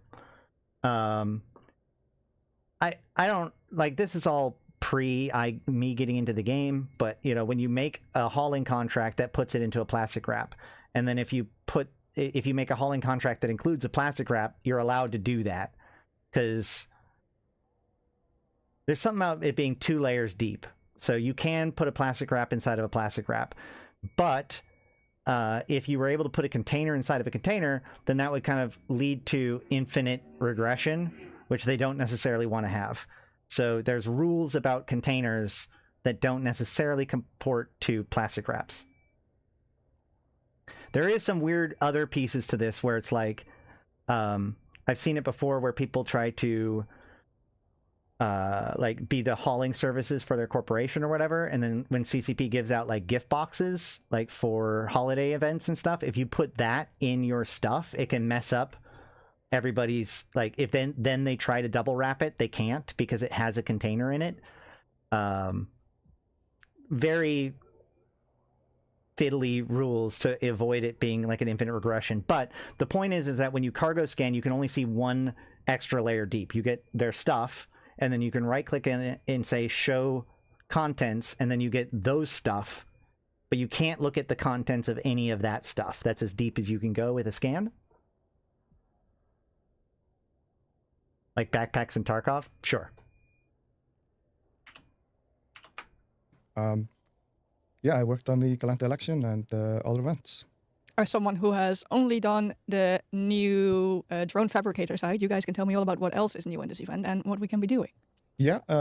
Maybe we just start a little bit with why we are running elections and who we can vote for, etc., and then we go into what we can do. Sure. Yeah, that sounds good. Yeah, so the Gallente election, this starts way back when our lovely Gallente president was impeached. This was the wonderful Agard with the great haircut. So she was impeached, and this triggered the Gallente election. In general, they're supposed to be held every 4 years, but this time it was actually... So I have to create a hauling contract and cancel to get it back? To get back? Well, you can make a hauling contract to yourself, which puts it into a plastic wrap. I'm pretty sure, right? Isn't that true? I think most people use alts for this process, but yeah. I think it was 6 years before our last Gallente election. Mm-hmm. So there was that was part of the reason for her impeachment. But this has created opportunity for 3 candidates. So we have our Lucas, we have Alex, and we have Soraya, all with their own different political connections and their own personalities. They're all vying for the Capsuleers' help to support them in their in their election campaign. Instead of voting, we are, I guess, using our influence as Capsuleers to have an effect on these elections, and we do that through the event challenges. Yes, that's right. So Capsuleers can't vote. It's the Gallente citizens that actually vote for who they want, but the Capsuleers have the ability to apply a lot of pressure to who is and who isn't voted for. So the way that we've sort of pushed this is that the Capsuleers can participate in a bunch of content within the game itself, and they can earn political favor. And this is what they can then exchange for rewards. But this is also the political favor that is then being pushed onto the... Make sure to like the stream, just like I liked the video. Very important for all YouTubers. Yeah, the candidates and then onto the citizens. So they can then like, oh, look, these Capsuleers, they really like this candidate, so we should vote for them. So it's kind of like more in the line of the Capsuleers being able to put the thumb on the scale of an election. which Some is sort of kind of outside influence. yes, to yeah, say. it's very dystopian, very cool. There is a bunch of different challenges you can do. I think we have mining, we have exploration, we have a brand new campaign trail, I think it is called, but also some new. Man, calling that brand new is a stretch. Like the campaign trail, for those of you who do not know, there used to be an event called the Federation Grand Prix, and this is a direct, like they just took the southern route of the Grand Prix and they repurposed it for the campaign trail. So I don't know if I'd really agree that it's new, but sure. Sites. As the game designer, would Sites you are like to new. tell us about these new sites, maybe? Yeah. So first to mention is of course the drone fabricator site. This is a site with like completely new type of gameplay, I think. So basically you go into this site and you have waves spawning, and there's like a center structure, and between each wave, like as you destroy a wave, the value inside the center structure increases. So between waves, you have a chance to just stop here, destroy the center structure, and loot what you want, or you can go into the next wave.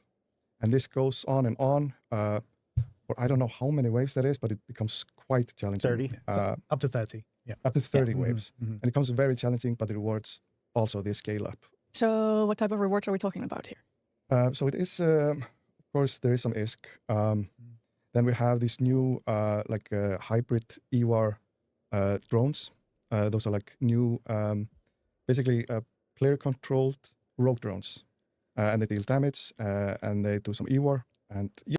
Man, I haven't talked about this much, but like continuing to use rogue drones for our own purposes, definitely not a problem. Nothing spooky will come from this. Definitely won't have an uprising. Also, see, like this isn't the first time that they've used rogue drones for like subverted rogue drones. In fact, as you can see by this picture here, the Rockwall mining drones, the harvesters, right? If I remember correctly, those are actually subverted rogue drones as well. And even in the description of it, it kind of has like a, this is totally not a problem, guys, you know, kind of thing. Yeah, what could go wrong? Yeah, so that's like probably like the coolest reward that you can get from these from the site as you progress. We do have another gank. This time it is. Wait, is this? Yeah, they destroyed a destroyer.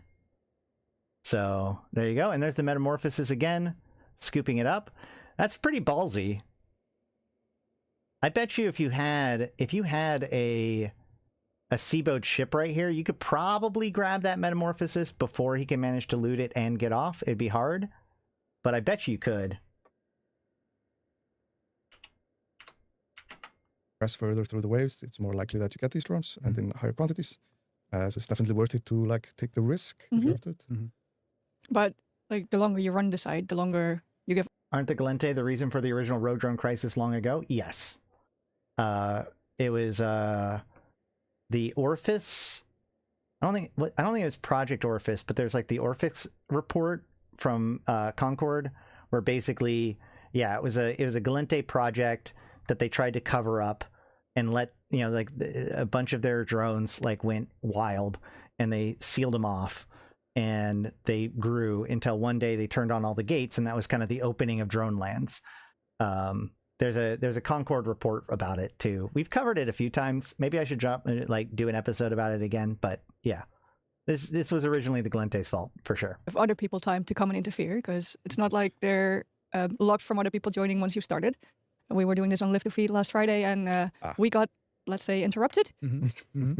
So there's definitely risk involved. But these drones, these hyper drones, is that also the enemies you're fighting in the site? Are they similar? Are they different? Yeah, I believe like I believe they are a bit different. Of course, they are like because they're like these hybrid drones. They are more modeled after or in a similar vein as existing drones, but with like hybrid capabilities of like other drones. So they're mostly like, you know, of course, visuals and that kind of stuff, and with the new functionality of being hybrid drones.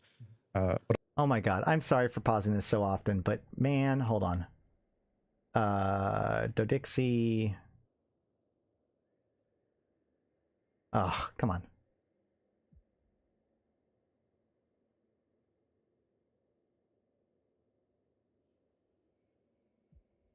Yep, 1.7 billion ISK. Oh, this one was killed by Toxic Yakin. I guess he got tired of killing me, or like chasing after me, and went after this instead. This guy didn't even bring. Wait, he didn't even bring enough presidential candidate favor to turn in.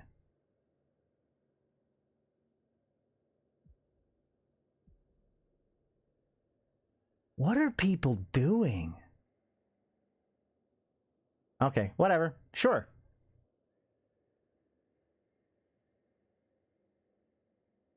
But I wouldn't necessarily equate them with enemies per se, because they're kind of a different class, if you would. Right. Yeah. And then you mentioned to stop the site, you have to shoot the drone fabricator in, I'm not going to say the middle of the site, because I think it's more towards the bottom, but... Sure, yeah. And then what? Then do you loot it? Is there like a wreck you need to shoot? What do we do? No, you just loot it. Yeah, you get like a set amount of time between waves to decide if you want to stop there. But yeah, you have to be ready, take that decision quite quickly, or if you wanna stop there or go further. So if you're overwhelmed and your HUD is beeping at you to just get out of dodge, you shoot the thing, you loot it, and you leave. This is I do recommend, and we're going to look at the video later, but one of the things that we've kind of started doing is every single time at the very beginning, we actually take the fabricator down to hull, because often, like, you only get 20 seconds in between. So, you know, it's helpful to kind of set up it so that way when it's time to pop it, you can pop it and you don't get forced to do one extra site.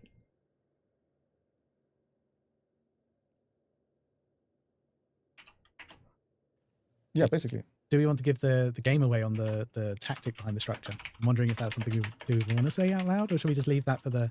I think we can leave it for people to fine. We'll leave it. Experience? Yeah, definitely. Because that will be that was a shock for me, shock for other people as well. So we'll share the shock. Yeah, there is a tactic. We can just we'll leave it at that. Wait, what is it saying? We can leave it for people. The structure.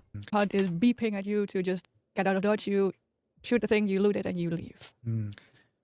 Yeah, basically. Do we want to give the game away on the tactic behind the structure? I'm wondering if that's something we want to say out loud, or should we just leave that tactic? I think we can leave it for people to fine. We'll leave it. Experience? Yeah, definitely. Because that will be that was a shock for me, shock for other people as well. So we'll share the shock. Yeah, there is a tactic. We can just we'll leave it at that. Sounds good to me. Are they talking about the fact that the wreck scrams you when you kill it? I'm sure I assume that that's what they're talking about. That's the surprise. That's like, oh no, now I can't leave. So that's one of the new sites. And then the campaign trail is also not something I've personally seen before, but maybe you can tell us about that as well. Yeah. So it's like a challenge chain where you visit a bunch of landmarks. It is like very similar to like an old Grand Prix site or like challenges we've had in the past. Oh, maybe. But yeah, it has, I think, like 17-ish points that you have to travel to. Like the shortest route is like 200-ish jumps. I'm assuming that's going to take you through dangerous space if you do it the shortest way. Yes, it is going to. I hope it's not surprising too many newer players. But that is going to happen if you're not. And that, again, like, this is a huge piece of like helping understand how this game like works, right? Like the idea that the route takes you through dangerous space if you go its shortest way is not an accident from CCP. It is part of the whole game, right? The danger and the dangers that players present to each other, and trying to get people to have different like paths in their own avoidance or risk management systems. Like that's a critical piece to EVE Online. So the simplest, most straightforward path often ends up being dangerous or inefficient or ineffective. So that way, because the player interactions here are the point. Even the whole idea that like the scordite runs out because everyone mines it, like that's not an accident. That's an intentional result of it being in high sec. If they wanted to have a mineral or an ore that can be easily found in high sec throughout the day, then they could have done that. They chose one that that isn't in any of the major anomalies or anything like that in high sec. They are in low sec, right? Like you can find Nice at any given time during the day, no matter how many people have mined it, because they're in anomalies. Not so with Scordite. This is not an accident. You know, we as players see negative interactions with other players as a negative thing.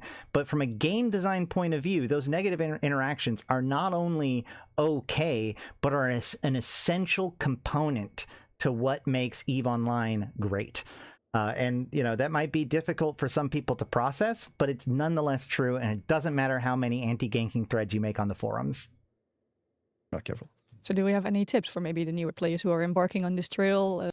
Thera can be a safer route because if people don't expect it. That's the point, is that like somebody who wants to try to catch somebody doing the route has to set up that trap.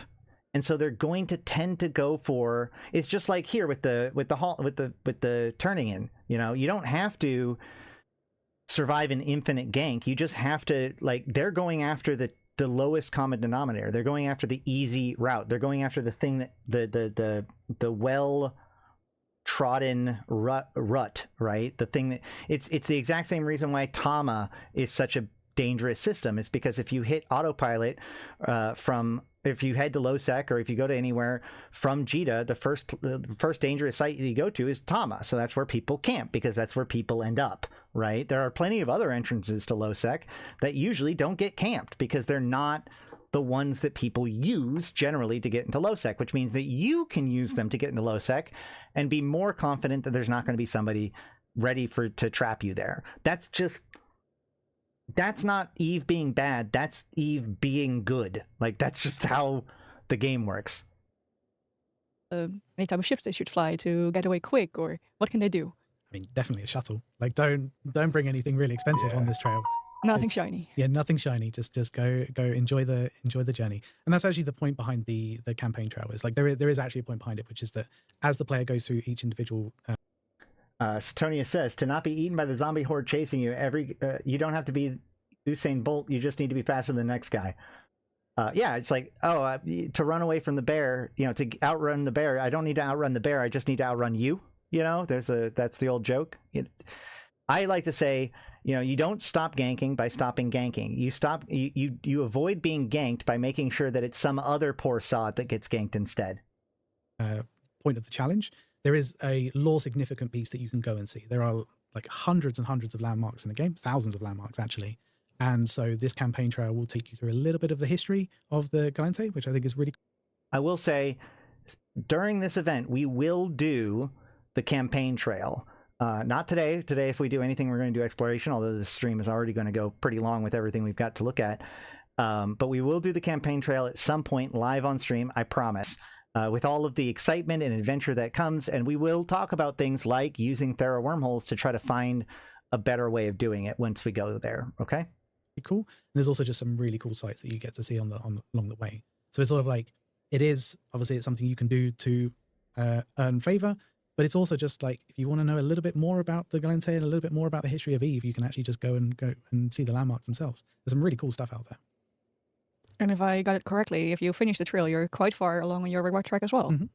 Because it is such, an effort to make 200 jumps. Mm-hmm.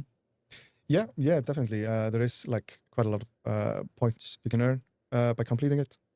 But of course, there's also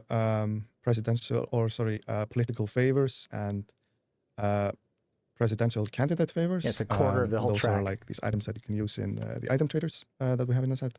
So it's definitely valuable, to stick through it and complete the trail. Mm-hmm. So through all these events, we have the mining. I have a list here: the mining, the security missions, the homefront operations, and faction warfare in Gallente space. Mm-hmm. Then there is new exploration sites, the rampant drone fabricator sites, and the campaign trail. All of these will get you along your reward track, and you will earn lots of cool things. But among them are political favors. Yes. And the more support you give your candidate, eventually there will be presidential favors. Yes, that's right.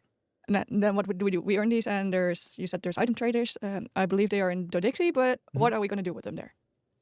Those item traders are in Dodixie, as you said. So each candidate has its own, as we call it, it's called Capsuleers Outreach Center.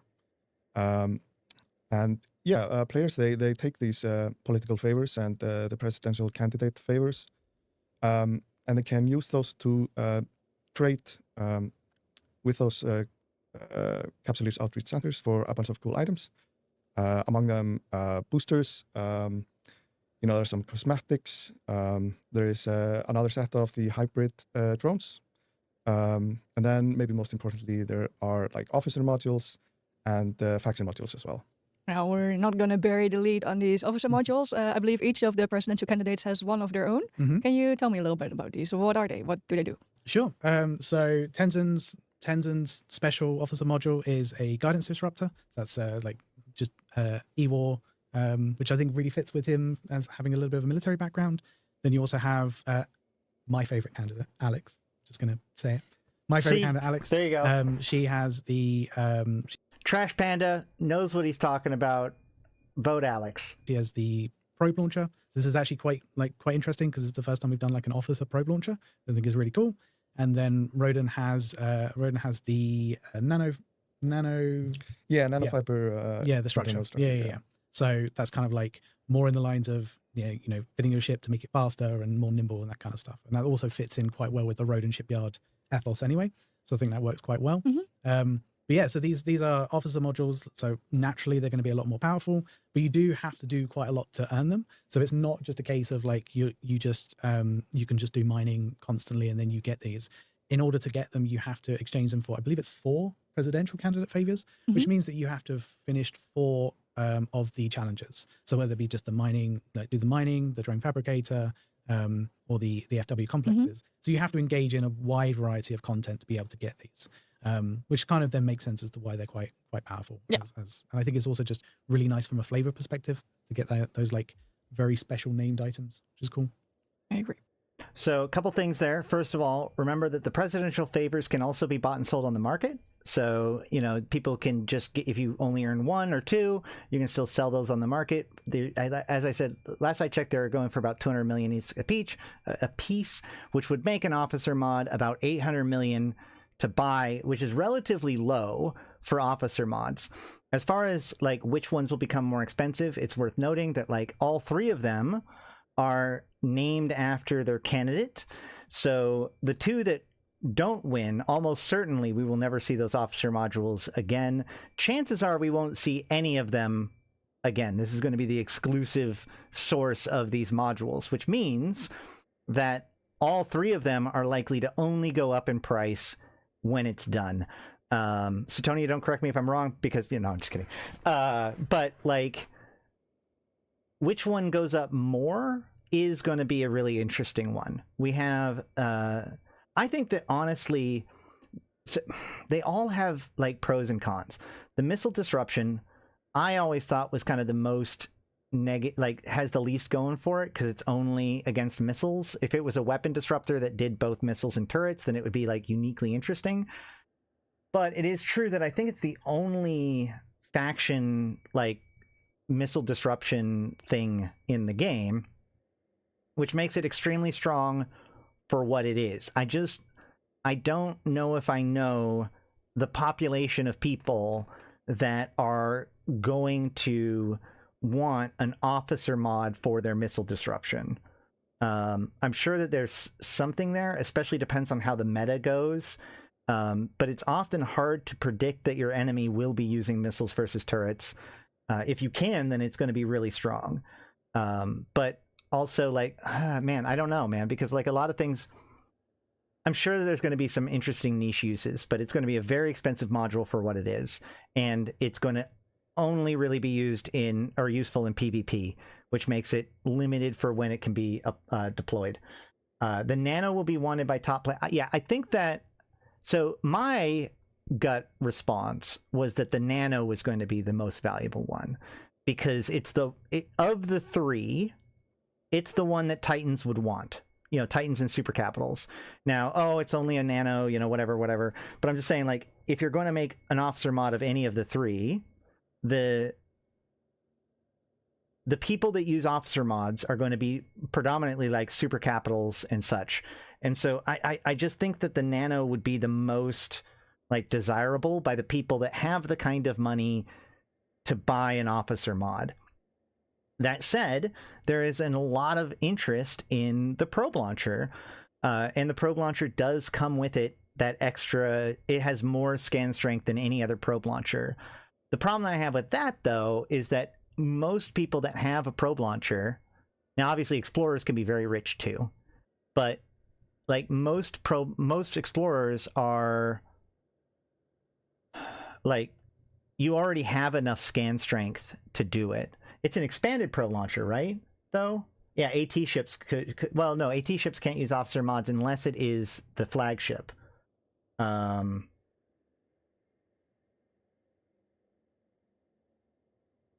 I think that the missile disruption might be too niche. The nano, I think, will probably raise in price the fastest, I think, but the probe launcher is like definitely has the most excitement around it. The question is, though, is just who is going to be willing to spend $1 billion for a little, or billion ISK for a little bit more scan strength. Well, yeah, the drones are the drones, and that's fine too. Hold on, let me real quick.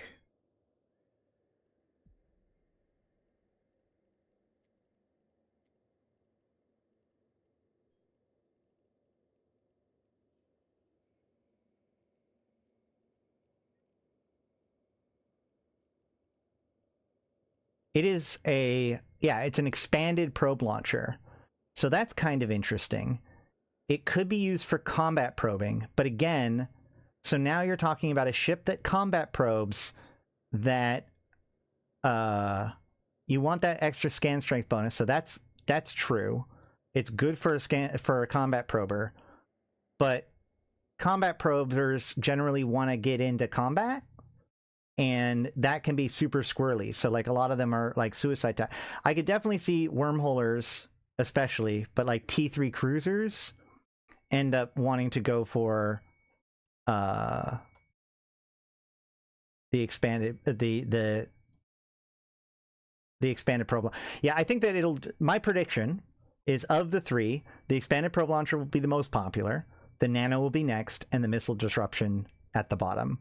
But I suspect that of the three, the nano could have like the longest, like, or like the highest, like as it begins to escalate. Although actually that's not necessarily true, because like there's already, well, no, because there's no officer nano.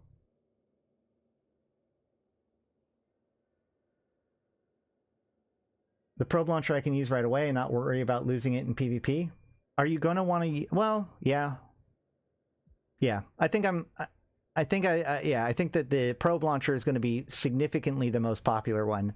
That nano one definitely has a use. That missile disruption, somebody's going to have to really find a good application for it to be worth the price. Yeah, that's true. I mean, like, that's the thing, is that there are a lot of really rich explorers, but do those rich explorers need an expanded, a super powerful expanded probe launcher? Does the Stratios even use an expanded probe launcher? That's why I was thinking like a T3 or a T3D could use command destroyer, or like a command destroyer can use expanded probe launchers pretty easily. But expanded probe launchers have huge like CPU usage, so they're hard to get fit on things. I'd put that missile disruption on your Scorpion, I guess. Yeah, okay. You should see how insane my combat probes. That's the thing, yeah. The combat probing is very strong. But again, like, now you're combat probing somebody with a billion ISK module. Which, I mean, I guess if your Odysseus is already 2.5 billion, then yeah, might as well, right? Might as well. But we'll have to pay attention to that. We'll have to see how this goes. Obviously, like, anybody who's selling them right now is a fool. Wait until the event is over, because I don't think that there's going to be... It'll only go up. All three of these will only go up after the event goes on. That's true. There's a certain amount where it's like people will get an officer mod for their Stratios, or rather their Odysseus, just to show off. I might be one of those people. I might be talking about myself.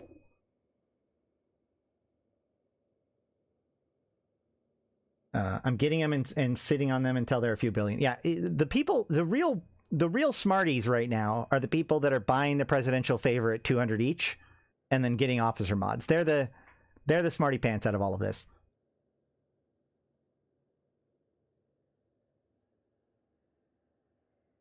It's me. Yep.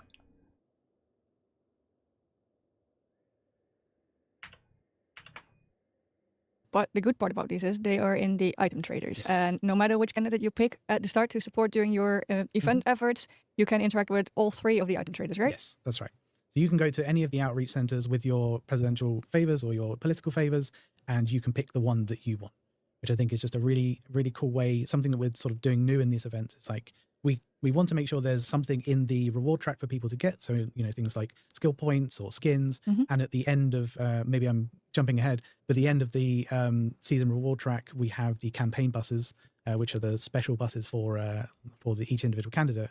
But we are taking the choice of those types of modules out of that. So you're not stuck in I really want the guidance disruptor, but also I really like Rodan as a candidate. Yeah. So that you can focus on which candidate you like, okay, I think I align with this person, but you're not locked into, okay, well, I have to pick Alex because I want the Scan Probe launcher, which I think is just I think the other thing to point out with all this, especially when it comes to like the ganking at the sites and all that stuff, like this idea of turn-in points has been something that CCP has been using a lot recently. Like those of us, the people that are complaining about people ganking in Dodexi because of this, like you realize that people have been having to do this in Zarzak for a while, as long as Zarzak has basically been around.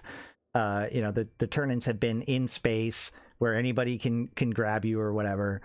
And so this is kind of a paradigm that I think that we should only get more used to. In fact, I think that of all of the pieces of this, like this is the most symptom of what military campaigns are going to look like, where there are these additional currencies that get put out during the campaign, and then you take those currencies to a turn-in point to select what rewards you want. I think that as a flow of like how things work is going to probably be more common, or you know, this could be seen as the template for military campaigns in the future. And so, you know, there's a certain amount of this where like, yeah, a lot of people are just warping in with their magnate because they think that it's safe. Well, we got to collectively learn, you know, build these tactics for these kinds of turn-ins.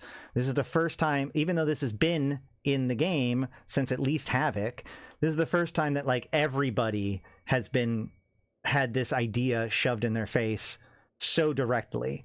And so, yeah, it's going to take some time, and you know, more and more we can just laugh at the people that get ganked. Very clever way, and it's something that we do want to just keep doing. Does this event help with Gallente standings? No. However, one of the cool things I found out is that this event does help with Triglavian standings and Edencom standings, because I shouldn't say this in front of Suetonia. Please, Suetonia, you're not allowed to change this just because I pointed this out. Please.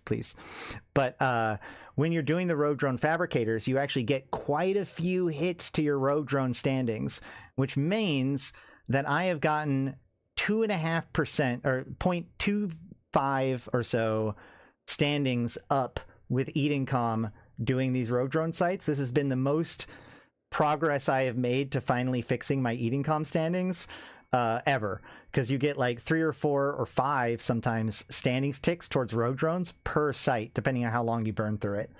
So if you're going to the security missions, you'll get standings that way, but not faction standings, because you're not, well, unless you do the you know, the storyline agents that get triggered too. Or you can also do Gallente, you can do faction warfare security missions, which then get you standings with the FDU, which then get you promoted, which that gives you faction standings, and that doesn't derive anymore. So there's an option too. Doing with events as well is that try and make sure that the value, you have a lot more choices to the value. If we are, I don't want to say forcing, but making you make a choice as to who you want to go with. As an example, with say the Crimson Harvest, if you went down the Order of Tetramon or the Blood Raiders, like we want to make sure that the rewarding is something that you can attain either way, which I think would be really cool.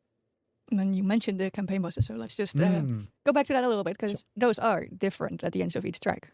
Maybe not functionally different, but at least visually different, right? Sure, yeah. So when we looked at what is a bus or a campaign bus, we thought, well, it's actually kind of if you think about it from a space point of view, what would be a space bus be? Well, it's actually a yacht. So we actually looked and was like, okay, well, there is opportunities to put in yachts into the game. We've done this in the past. There's the Opux. Yeah. I can't really pronounce that. And then there's also the Victorio yacht as well. And we haven't actually given, I think there's only 2 OPEX in the game or something like that.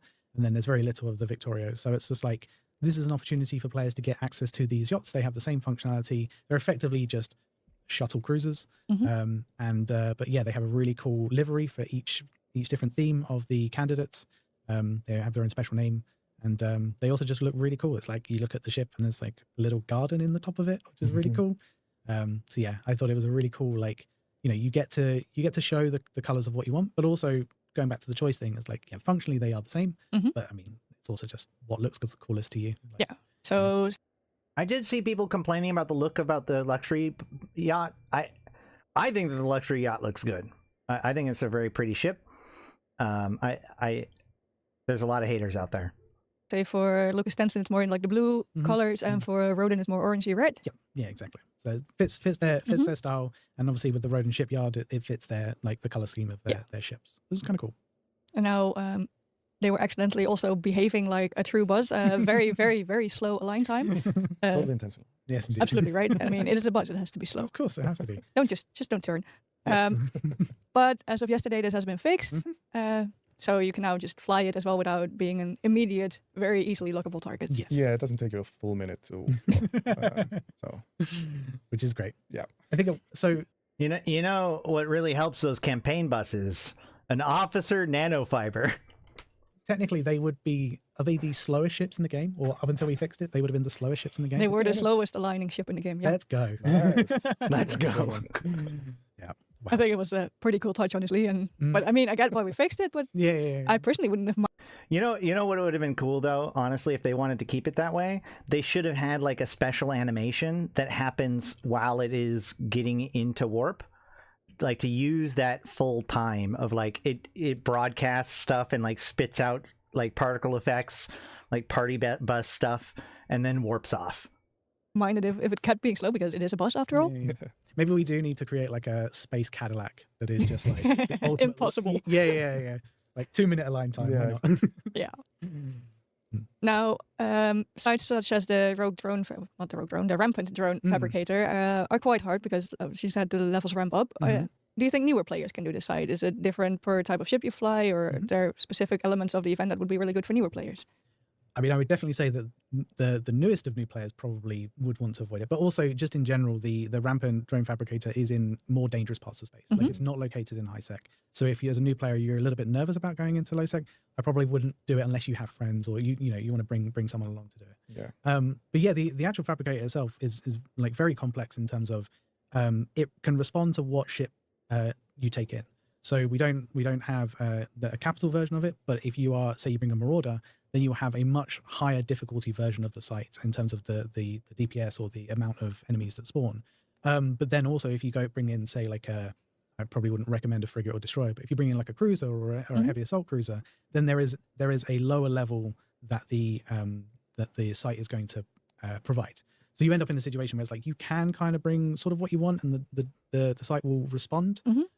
It's also it is doable solo. I mean, I've done it personally. I've got to wave 30 with a Marauder. It was Impressive. I was sweating and cursing CCP rampant at the time.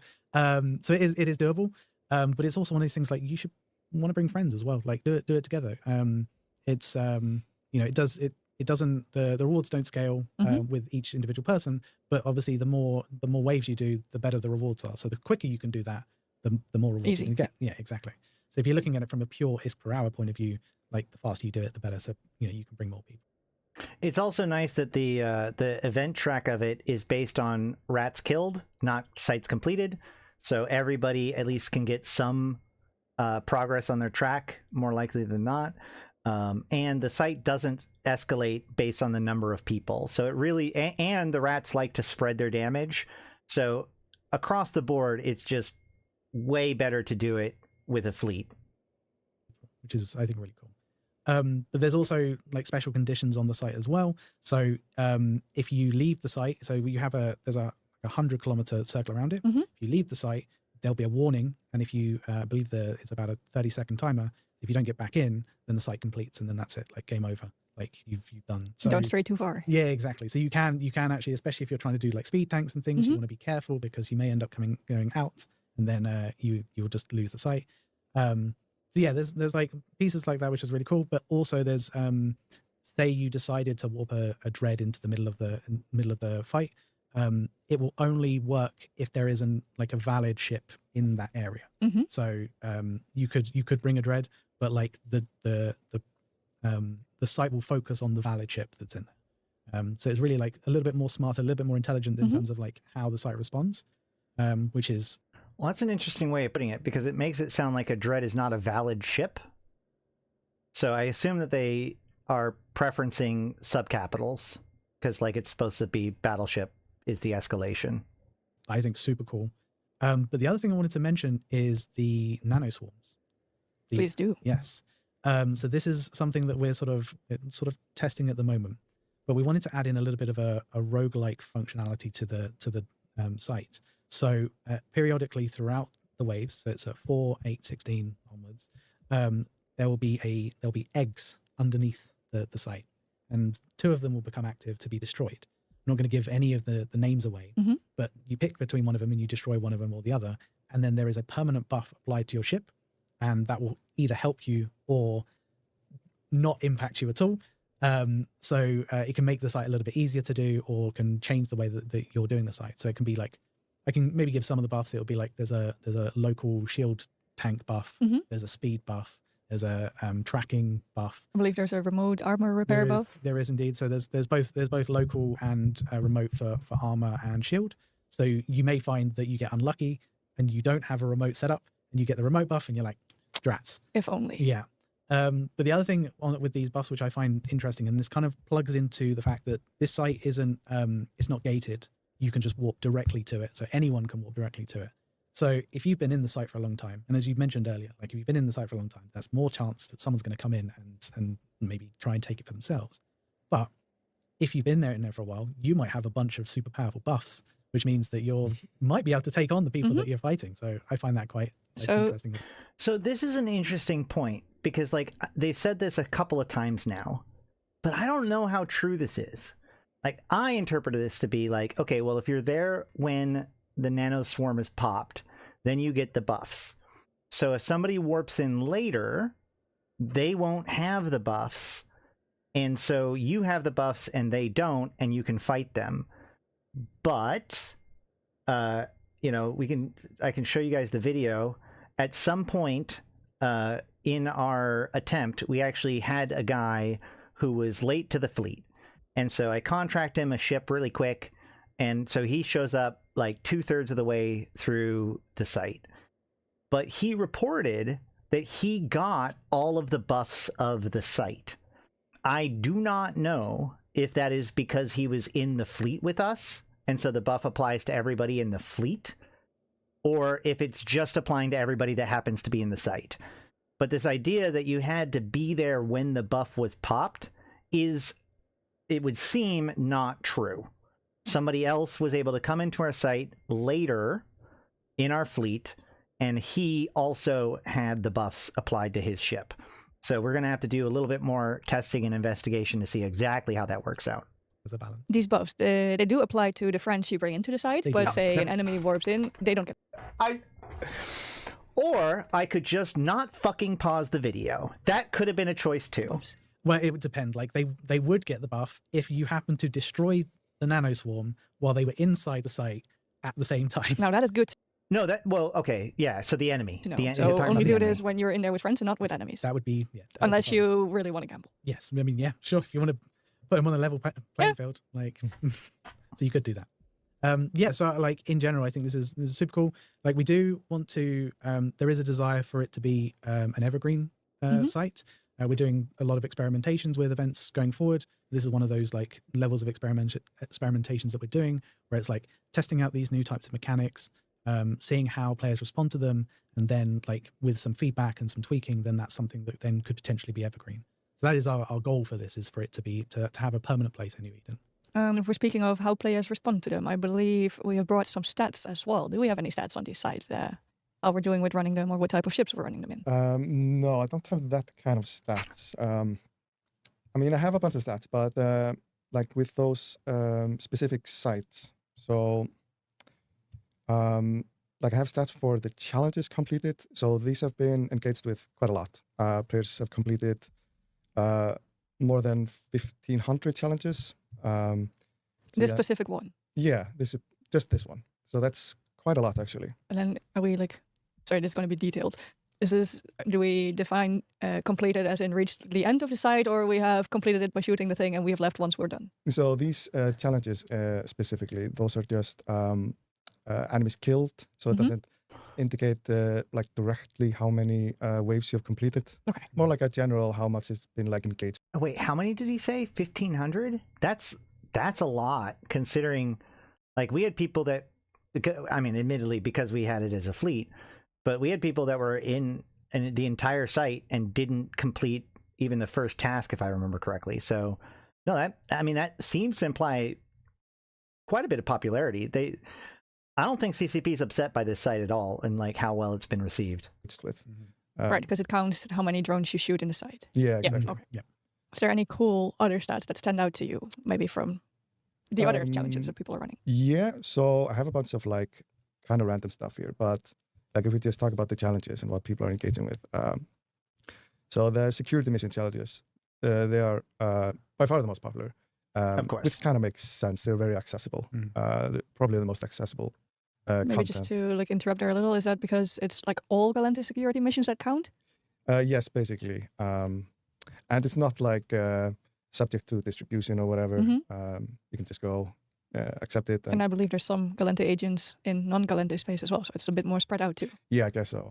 But yeah, players have also been... Hey, do more damage. No, I'm just kidding. No, remember the credit for the kill is the top damage on that particular rat, right? So it does mean this is a problem with people stepping on each other, especially if you're trying to focus. The more you try to focus fire, the more you're going to have a problem with the person that has the most skills and the best ammo, or the top DPS is going to get all the credit. It's one of the reasons why we tried to go with Drekovics, so that way we could spread our damage across multiple rats and like rely on the ramping and whatnot. But we did find that we wanted to focus on particular rats, especially at the beginning of the waves. And so, yeah, like a lot of people got less kills than say I did. In engaging a lot with the hacking content and quite a lot with the mining content. And that started very strong, but slowed down a little bit because players just mined every Scordite out in Gallente space. But I believe the challenge is not just for Scordite, right? You can it's mine... also for Gneiss. Yeah. So yeah, but so if you're unlucky and you can't find any Scordite, you can go find Gneiss and still progress on your track. So they're not stuck exactly. But yeah, but overall, just players just engaging quite a lot. Around 240,000 challenges completed. 240,000. That's only been since last Thursday, so we're not even a week. No, but yeah, I have like a few other stuff here. Maybe most importantly, you want to maybe touch on like how the votes are going. I totally do. Yes, Jake. The from everything I've heard, like the idea is that these are going to be an evergreen content in Wormhole specifically. So like the fact that they're in low sec and Pochvin may just be a temporary thing, but likely the fact that they are staged for which class of wormhole you're in, that's the part that's more likely than not going to be the evergreen part. At the moment. So from the last polling, Lucas Tensin has the edge. Okay. But it is like super close. So every candidate has 30+% of the vote. So it's almost neck and neck. And yeah, it's going to be interesting to see. Like we're very happy that it is this close. It means that every candidate is appealing. But yeah, so like no one is like running off with the election. So players definitely have a chance to have an impact. And as the event runs until like the 16th of April, the race is not over. Oh no, not at all. Definitely not. Yeah. Well, that's good. I mean, if one of them was so far ahead by now that it's going to be hard to catch up, then some of the candidates might not have been as appealing, but now it's super even. Exactly. And my big wish is, again, I just wish that they announced and allow us to change our vote at the very end. That would make it so much more interesting because then people would campaign for stuff. just related to that, just want to mention that in the last week of the event, the cap of the seasonal points you can earn, it will increase. So even if you are maybe close to the cap, you can come back to like in the last week and continue to influence the elections. And also in the last week, there will be some additional rewards with the cap increase. Gain some more favors, get some more cool items. Exactly. Yeah. All right. Then I just want to circle back a little bit to the newer players, because as we concluded, the drone fabricator site might not be the best for them to try, but there is accessible content in this event. Because as we said, the security missions that you can run for the Gallente agents, doesn't matter which level you run. So if you just want to run level 1s, you can go right ahead. Yeah, I mean, in general, be right back. I need to go check on my dollar one of the real things we quick. wanted to focus on is content that's just accessible to everyone. That's why there is mining, there is FW, there is missions. Like, this is content that anyone in the game can do at various different levels. So I think it is important to note, like, new players can engage in this event like very significantly, and they can earn just the same amount of rewards as anyone else. It's just that it depends on your play style. If you are an FW player, you have something that you can do there. If you are just you really want to just do high seg missions, that's also cool too. But then there is these opportunities to do these more like hardcore, like more intense like gameplay, which I think is like really important for events. If you hit the cap and then earn more points, do those roll over? No. So basically, like right now, I've earned 1,000 points. So any points I earn now is lost, which is one of the things I've complained about, because like, that means the points that, like, theoretically speaking, I might have to rely on repeated track stuff for the follow-up if I've burned through all of my stuff in order to get presidential favor. And I also think that strongly makes it so it's more about alts. I think the 1,000 point thing is really low. I would have liked it for it to count even though you keep going. But yeah, no, like, you're locked at 1,000 whenever, however many points you get past that, on the day that they extend the track, you will still have 1,000 points that day. In general, they just have this, anyone can get involved. And I think that's also specifically for the Gallente election as well, is that, like, we want to show that all capitaliers can have an impact on this decision. Now, and to help you with that, maybe as like a, not going to say brand new player, but maybe you've done some of your career agents already. You may have been introduced to some of the mission agents. There is a functioning game called the Community Fittings, and the Elange community has been great at providing fittings that are accessible to all kinds of different players. So you can just go and find that in-game in your fitting window, and just take a look at what fits there are if you're trying to do something new that you may not have an idea for what type of fit you want to run. Yeah, definitely. Yeah, and it's important to note as well that all the time that you're in Gallente space with Gallente ships, there is actually a bonus to the ship itself. Yeah. I had missed this completely. This is new knowledge. Great. Yeah, so it's the Gallente Federation Fervor. And it's essentially just, so if you are in a Gallente ship, and that is exclusively Gallente ships, so not things that are Gallente hybrid, like Serpentis ships and things like that, you will receive a set of bonuses for continuing this content. So it'll be it's an armor repair bonus, it's a tracking bonus, and also a warp speed bonus. So a bonus. Yeah. So if you ever wanted incentive to play in Gallente space and also try out some Gallente ships, you have this extra little like tick to get involved. Sweet. That also works in faction warfare systems that are currently owned by the Gallente. The original owner doesn't matter. All that matters is who currently owns it. Then I think there is one thing about the event that we haven't really touched upon yet, and that is the daily login rewards. Because this event also comes with a daily login reward track, and as long as you start logging in today, you can still reach the big ticket item, the skill points. Man, I just realized that even though I've been logging in every day, I forgot to do my login click twice, and so now I've lost out on some of my skill points, which makes me sad. This is a very demanding login track comparatively. Is Abyssus the player? Yes, they're actually one of the more popular Russian-speaking players. I believe he even was on the CSM for a little while, but like he did a lot of stuff with the community, which is why like he spent a lot of time like locking down effective ships for various different tasks, which is why a lot of the community fittings are his. in that track if you want. Yeah, exactly. It is, I think, for like an Omega player, 325k skill points on that like 22nd day. But yeah, you have to start today if you want to claim it, and like claim your reward every day until Which means yesterday, by the way. the end of the event. Now, there was also a bit of a buffer, so even if you've already started and you missed like a day or two, you can still reach that? Yeah, exactly. It is like a week buffer, so you don't have to you don't have to feel obligated. But unlike other login events, this one in the buffer still has some skill points in the actual buffer, which is the part that I have kind of feel is not necessarily great, because it makes it feel less like a buffer, right? Because like if we go all the way here, we can see, yeah, I missed my last 2 days, so I don't get the Cerebral Accelerator and I don't get 10,000 skill points. Sure, it's only 10,000 skill points, not the big reward here, but still, like usually you would only see like drugs and maybe some Skinner elements over here. So the fact that they put skill points and Cerebral Accelerator out here makes me go like, not great, but it is what it is. Get it to log in every single day, but there is like, Unless you start today. Then you do have to log in every single day. Yeah. But it's not just the skill points that are in the track. I believe there is some Skinner elements in there as well, and some boosters. Yeah, exactly. Yeah, there are like a bunch of boosters for the Omega track. There are also like Evermarks. I think we threw in there like a Cerebral Accelerator. But yeah, of course, not only like the 22nd day or the big skill point, like they will have skill points. There are also a bunch of skill points until then to claim.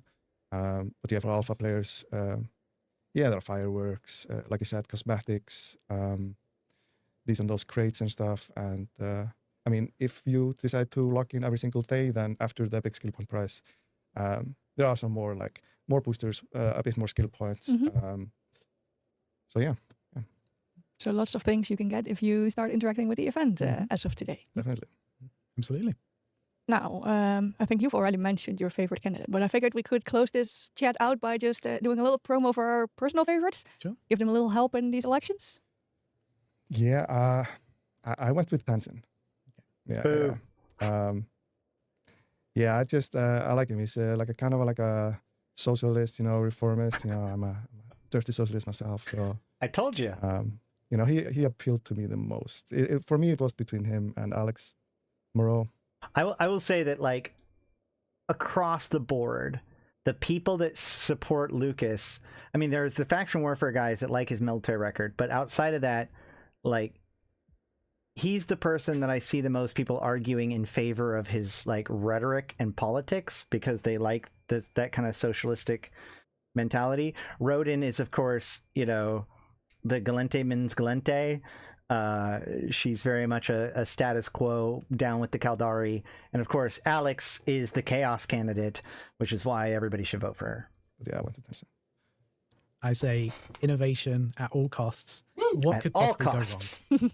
What could go wrong? I love this because I went with Soraya Rodin, so we're all over the producer of future events says that he wants Alex to be elected.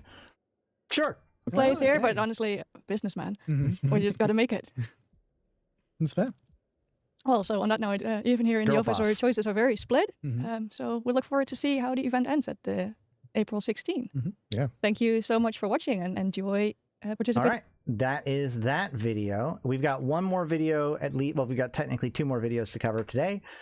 This is going to be the Okami Tea Time one. So CCP Okami, big deal in CCP. One of the top 3 people when it comes to making decisions about EVE Online for the most part.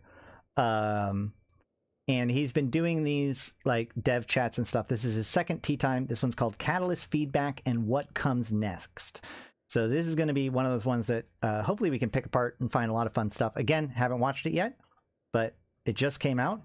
So let's jump into it. I'm going to like the video first and set this back up to 1.25 and 1080. It is and let's time go. for yet another Okami Tea Time. I'm CCP Monty, joined by, well, yours truly, CCP Okami. Yo, what is up? Hey, Monty, how's it going, Oh man? boy. It's pretty good. So, always feel like I need to be formal at the beginning of these.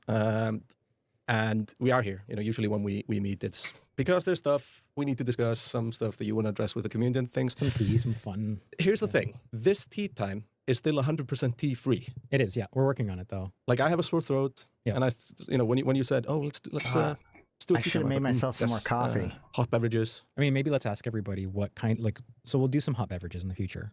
Absolutely. That is the only reason I show up here. What kind of tea should we have first? So I have absolutely no idea, and this is here. I'm just gonna admit my ignorance. Yeah. For me, tea is tea. I mean, Icelanders are not really known for their sophisticated tea palette or whatever we can call it. But I would look great with a nice tea set, going, yes, it's a very good observation, exactly. Mr. Okami. I think so. I think could maybe pull a it off. little bit of mint tea might be A good. mint tea, mint yeah, tea, sounds great. Okay. Sounds great. It's not like I've had Might that. help the throat a little. Yeah, I've tried a few of those spicy ones though. Like I remember a tea that was branded like man's tea. So I thought, oh yeah, this is a manly man's tea if I drink this one. Turns out it was tea. I'm going to turn this chat into Tea of Online. Oh my god. Yeah. There we go. There we go. That's why this is why I show up actually. Yeah. You like the dad jokes. I fucking love that jokes. I miss Misu though. Yeah. Soon. Yeah. We'll figure it out. We need the CCP doggo. the CCP doggo seat up here. Yeah. A lot of treats. Yeah, we'll figure that out. Major updates. Yeah. Remember when we first sat down? It was to discuss what is a major update. Mm-hmm. Yeah. What is a major I have update? absolutely no idea. I mean, I think you know. I mean, I'm not a good listener. I mostly talk and just bullshit. So. Right. Yeah. Another major update has come around, and it's been like a year since the last like big one, I think, which was last year, March. And I think I've seen a lot of like discussion around like, this feels maybe like a small update, or why is it just balance changes and nothing else? And I really just want to reinforce like what sort of the expectations for a major update are. Really, it's a few things. So we put out an expansion in November.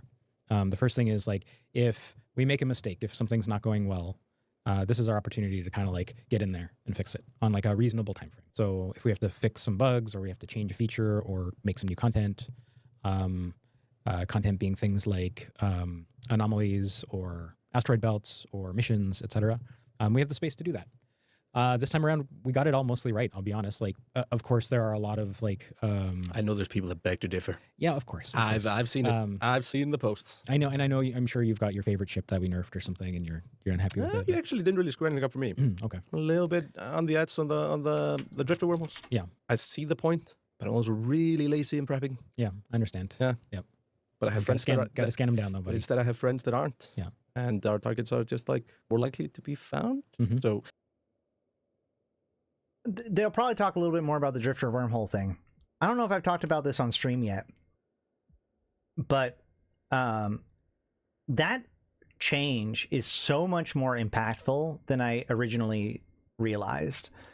Because like my first reaction was just, well, you just have somebody in the drifter wormhole that scans them out.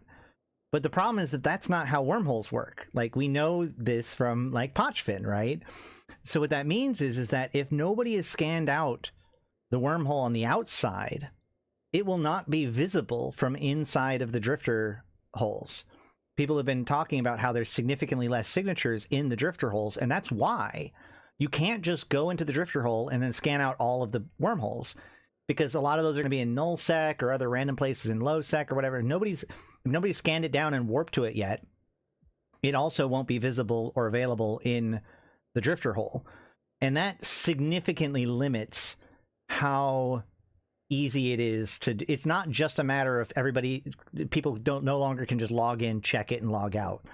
You now, like, there's a whole process that has to be done before it can be found at all, which is pretty impactful, I'd say. Yeah, totally screwed over Dutch Gunner. I feel reasonably bad for him, but I mean, yeah, we'll still find ways to get into drifter holes when we want to. I'm confident of that. there's positives at the same time. Yeah. So the main change that we made from Catalyst was really around the reactions for Prismaticite. That was the only big main change we needed to make there. And then the Was rest... that just broken or? No. It was just too long. I think it was just bunging up people's industrial queues, really. Right. So that's the main change that we made there, just a balance change. And so major updates really are this. It's balance changes both to economy and to the ship meta. So with the ship meta, we did do a bunch of changes. Well, you can't really live in a drifter hole. You can't I mean, you can log out in a drifter hole, but you can't. There's no you can't put down any infrastructure in the drifter hole or anything like that. And there's only 5. Yeah, there's only 5 of them, so it's not like, I don't know of anybody who like lives in the drifter hole. Some people have people logged out in the drifter holes for various reasons, but like living in it in that sort of sense doesn't quite make sense. Of course. And pretty much you can expect that from every major update. Like, I think these are the main points in the year that we're going to take a look at how ships are performing, how much they cost, what their build costs are, whether they're being used enough, whether they're overpowered or underpowered, and try to shake things up. And I think the feeling we got a lot this time is that we nerfed a lot of things. We brought the power levels down in general for many things. And that's true. Oh, hold on. Oh, no! No! All right, hold on. 7th Heaven. Oh no, you were saying something cool and then it got sucked away because one of your things had a period too close to the next sentence. Oh well. You were saying that you were unhappy with the lack of. I think that one of the things is that a lot of these tasks actually really reward people working together. Everything from home fronts to the fact that like a lot of the event sites doesn't really care how many people are in the site, so you can have all your buddies. We can all go do faction warfare together, and everybody gets credit. Or home fronts or the fabricator. But yeah, unfortunately I missed some of what you said because of that. But I also think that's really just a general healthy thing for the game. Mm-hmm. You hear a lot about like power creep being a bad thing in games in general. It's really easy for that, like, us to keep releasing new and more powerful ships and keep kind of bumping that up over time. And so it's a healthy thing to kind of bring things down, and especially when there are ships that are way overperforming. Yeah, that's true. Other ships. And so there'll be a rippling effect, I think, that you see both in terms of gameplay. So I think there's going to be a new meta that people start to try to figure out, regardless of many things coming down. There are still many powerful things. And then also in terms of like what's trading in the industry around things, there's going to be a little bit of a shift there. So I think it's a healthy thing. So are you telling me nerfs are good for the game? Yeah, they are good for the game. Nerfs are good for the game. I agree with that. But to go back to what was just said, all of the unlimited event Skinner colors, yes, I that is one of my big goals, to get all the unlimited pieces. I will also say that we are very, very close to 10,000 subscribers on this channel, and I have picked up at least 500 plex so far. So my idea is that once we hit 10,000, I want to have a celebratory stream where I make some Skinner setups for people, and do some giveaways and stuff. So plan on that. Subscribe to the channel if you haven't already. And I'll probably try to get some additional plex. If you want to donate any plex to the cause, let me know. I'm not, whatever. I'm going to try to collect as much as I can, but like, that I'm trying to prepare to be able to make as many Skinner stuff for people as possible for that celebration. And thank you all for that have subscribed. Absolutely. I mean, of course, it feels bad if like the ship that you feel like you're like, ooh, nobody's noticed this ship is super powerful. And then you bring that down in power level. It doesn't feel great. You might have to change your stock up, sell some ships. It's like, that's the game. You got to bring things in line. Obviously, there's a balance to this. There needs to be like, and you kind of give, there's balance to the balancing. Yeah. I mean, I guess you give a direction and the design team and we try and communicate this. Yeah.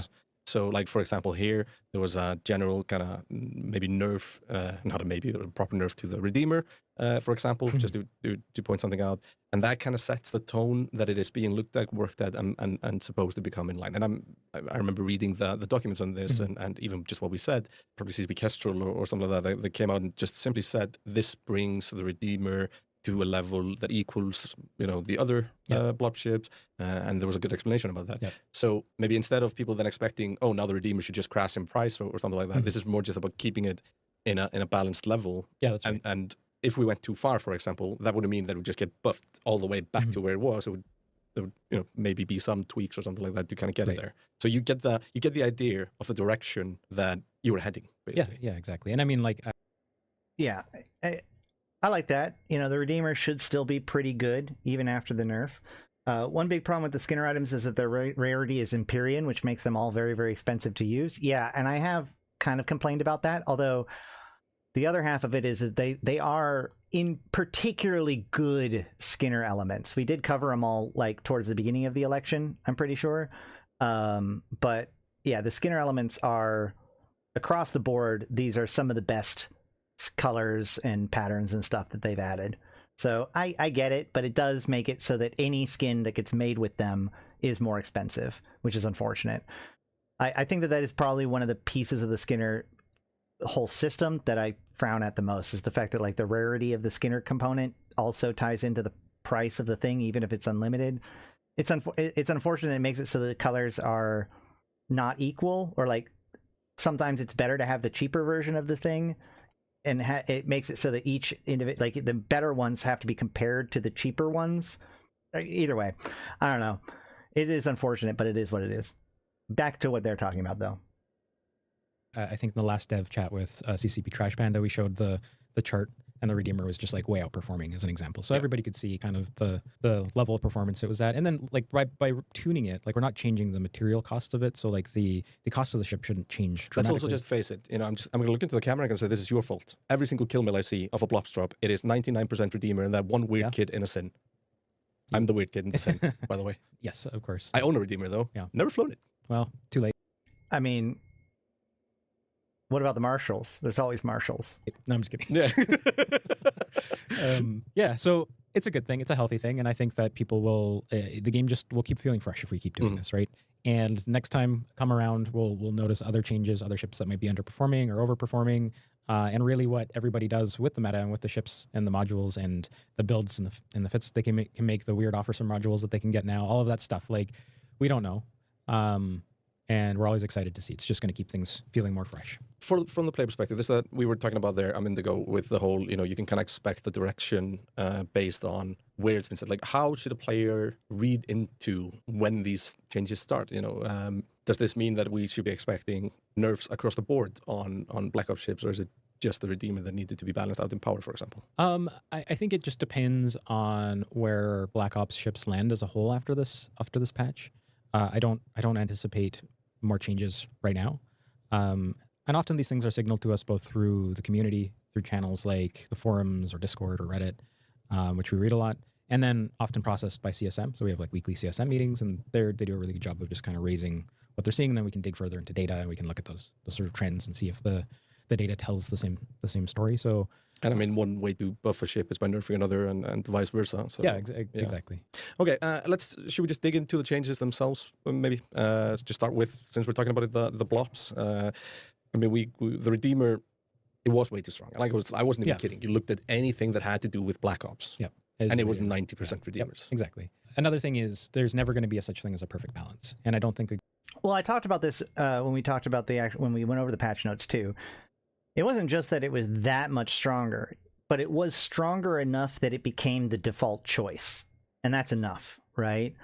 So, you know, it isn't that it did so much more damage than everything else, but it was enough of an increase in damage that people would choose that one over the other ones. And that's all that matters, ultimately. The game will be fun if it is. So if every ship was equally used and equally as powerful and equally as good, I don't think EVE would be an interesting game. But I also think that that's why we get the change that they did to the Panther. And I don't want to talk about this too much because I don't want to invoke Drake again. But if you go back and watch my analysis of the patch notes, Drake does come on the stream and we have a good talk about this. But like, I think that this is one of the reasons why, and this is kind of what he's talking about here, where it's like signaling a methodology more than anything else, right? So now every Black Ops has its damage, and then it also has its utility E-War, right? We've got scrams for the Sin, we've got newts for the Redeemer, we've got jams for the Widow, we've got the grappler for the Panther. And, you know, like it or hate it, that is... In game design, they talk about incomparables, right?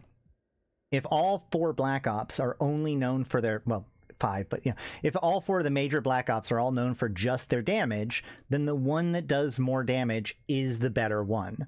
But if they all do damage and something, then that and something becomes a reason to use it other than just its damage. And you can make those incomparable, right? Like, is it better to just have damage, or damage and better scrams. Well, to a certain point, having better scrams is actually really, really strong. How much damage is it worth to have better scrams? And so, like, those kinds of questions make the balancing more interesting. So it wasn't just about balancing the damage of the 4. It's about making sure that there's a reason to bring all of them, regardless of the damage. And so having those things change as well. Correct. And the Marshal exists to show how big of an EP you have. That is basically its exclusive purpose, and it's strong because of it. Is in it in itself interesting, having a texture and a tapestry to that, or just tuning philosophy?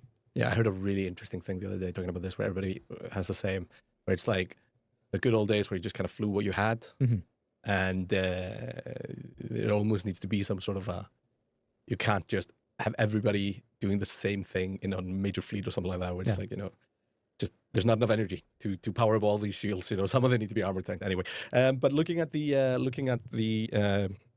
let's start with the 4. I mean, they are 5 essentially, like with the Marshal as well, which I've seen a lot of discussion about being extremely strong now and having been extremely strong before. But I mean, it's also going to set you back tens of billions basically to do it properly. Price matters. Price factors in. Absolutely. It is the single most expensive subcapital battleship or subcapital ship that can be regularly produced by players. That's a hell of a claim, and it still is true. Yeah. Absolutely. And it should, in my opinion. I mean, isn't it basically a discussion now that the Widow should be the king of the Widow should be the king of the Black Ops ships?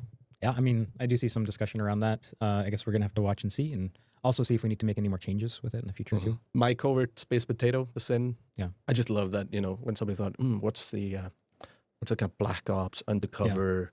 The potato. Yeah. I'm pretty sure it still costs more than the Babaraga. Yeah, because the Babaraga is like 6 to 8, and the Marshal's usually 8 to 10. Bring me the and kudos to anybody who did the DLS as 5 thingy meme on the potato. 4 to 5 now. I love that. Just throwing it out there. Just whoever you are, in my book, you're a legend. Meme us up. But yeah, the Sin still kind of, I guess, both the scram bonus and such isn't really maybe that much utilized. It's very much, only a super, if you're ganking a super kind of thing. And we are mostly talking about this in PvP, which, there are way more PvE angles to blob ships as well. Yep. But from what I kind of sense, and you mentioned, the Panther is probably the one that's kind of... Yeah, I think the Panther, so that we did, just to be clear as well, I think we made a couple of misses on the way, which is fine. It happens. So feedback's coming in. We're hearing how people are responding and seeing things. Yeah, I think the Panther was one of those. Like, we definitely messed with the tracking bonus, and if that's something that we're going to be fixing in the next little while. So we're watching that. We're going to have some fixes on board soon. Yeah. Zernitra. Very good to hear. So, yeah, one of the things that is probably the longest part of my discussion with Drake. And one of the things I pitched in that was like, well, they might be able to like give back some of that track, because like the idea was, if the priority is that it must have the E-War bonus, and let's just, for the sake of argument, say that because it's a battleship, it should be a grappler bonus instead of a web bonus, which, by the way, Drake did make an incredibly compelling argument as to why it should be a web bonus instead of a grappler bonus.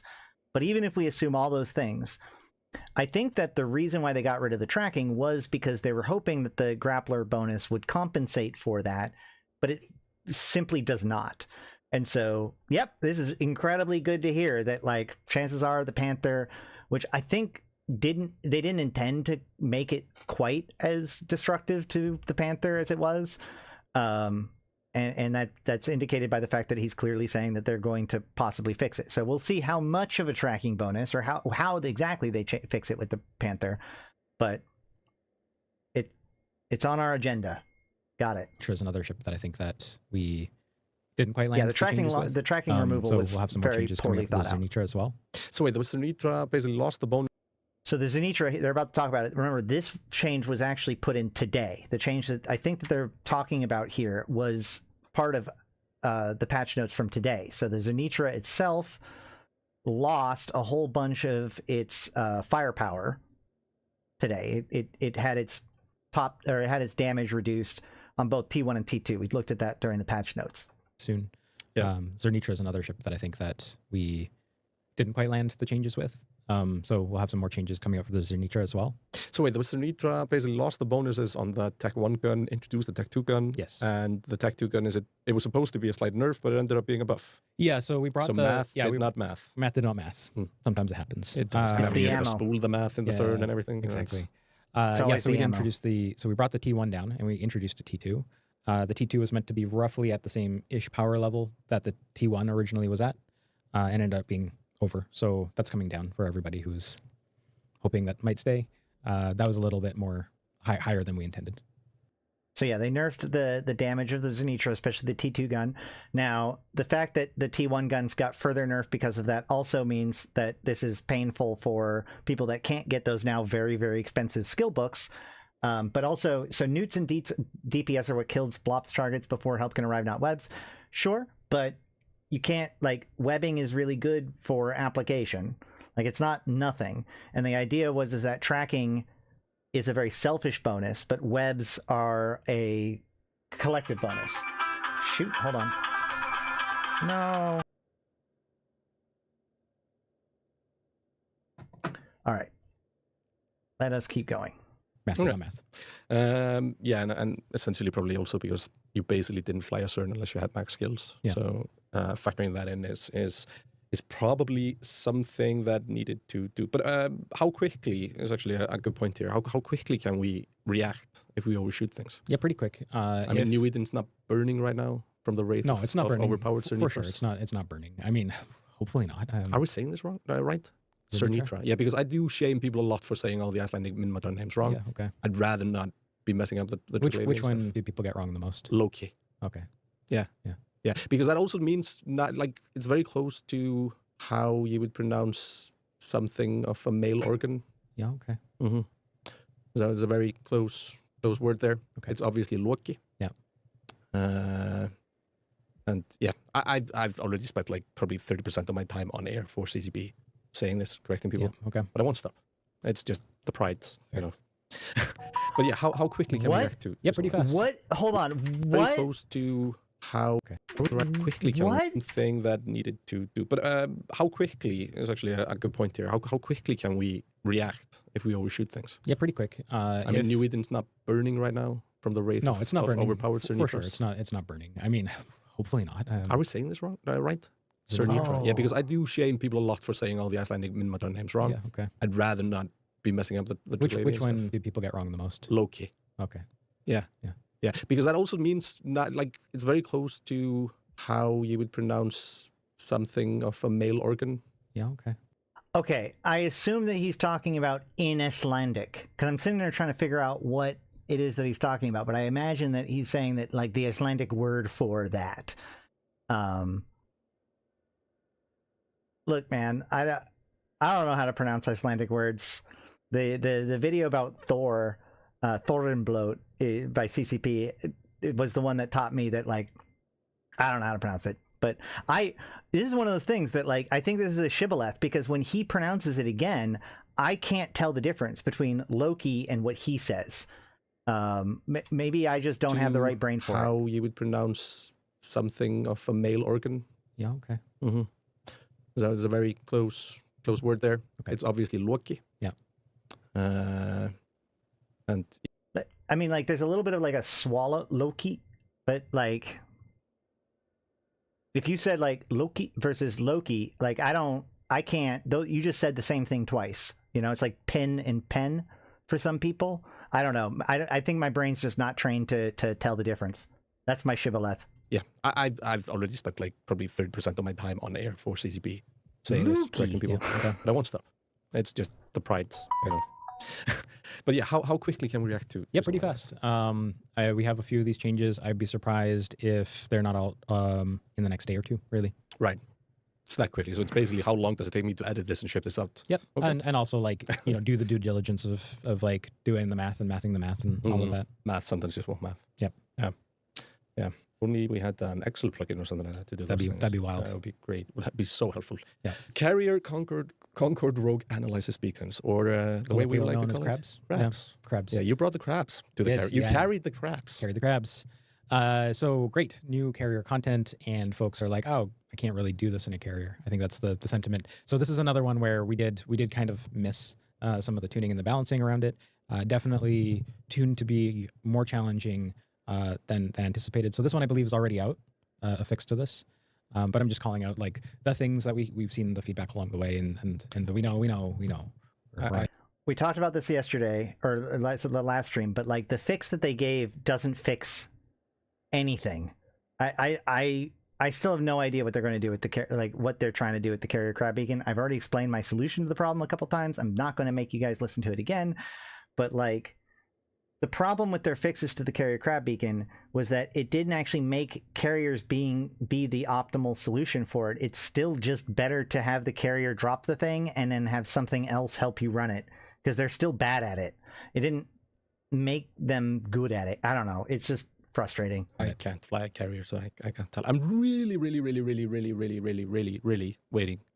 for the fighter style battleship or battlecruiser. It's already something that's been written down at least. It's just such a cool mechanic to stick behind such a heavy. Yeah, fighters are cool. Fighters are cool. Fighter bombers wouldn't help because that's a super carrier. This has to be something that helps carriers, not super carriers. Yeah. I think so. I haven't tried them.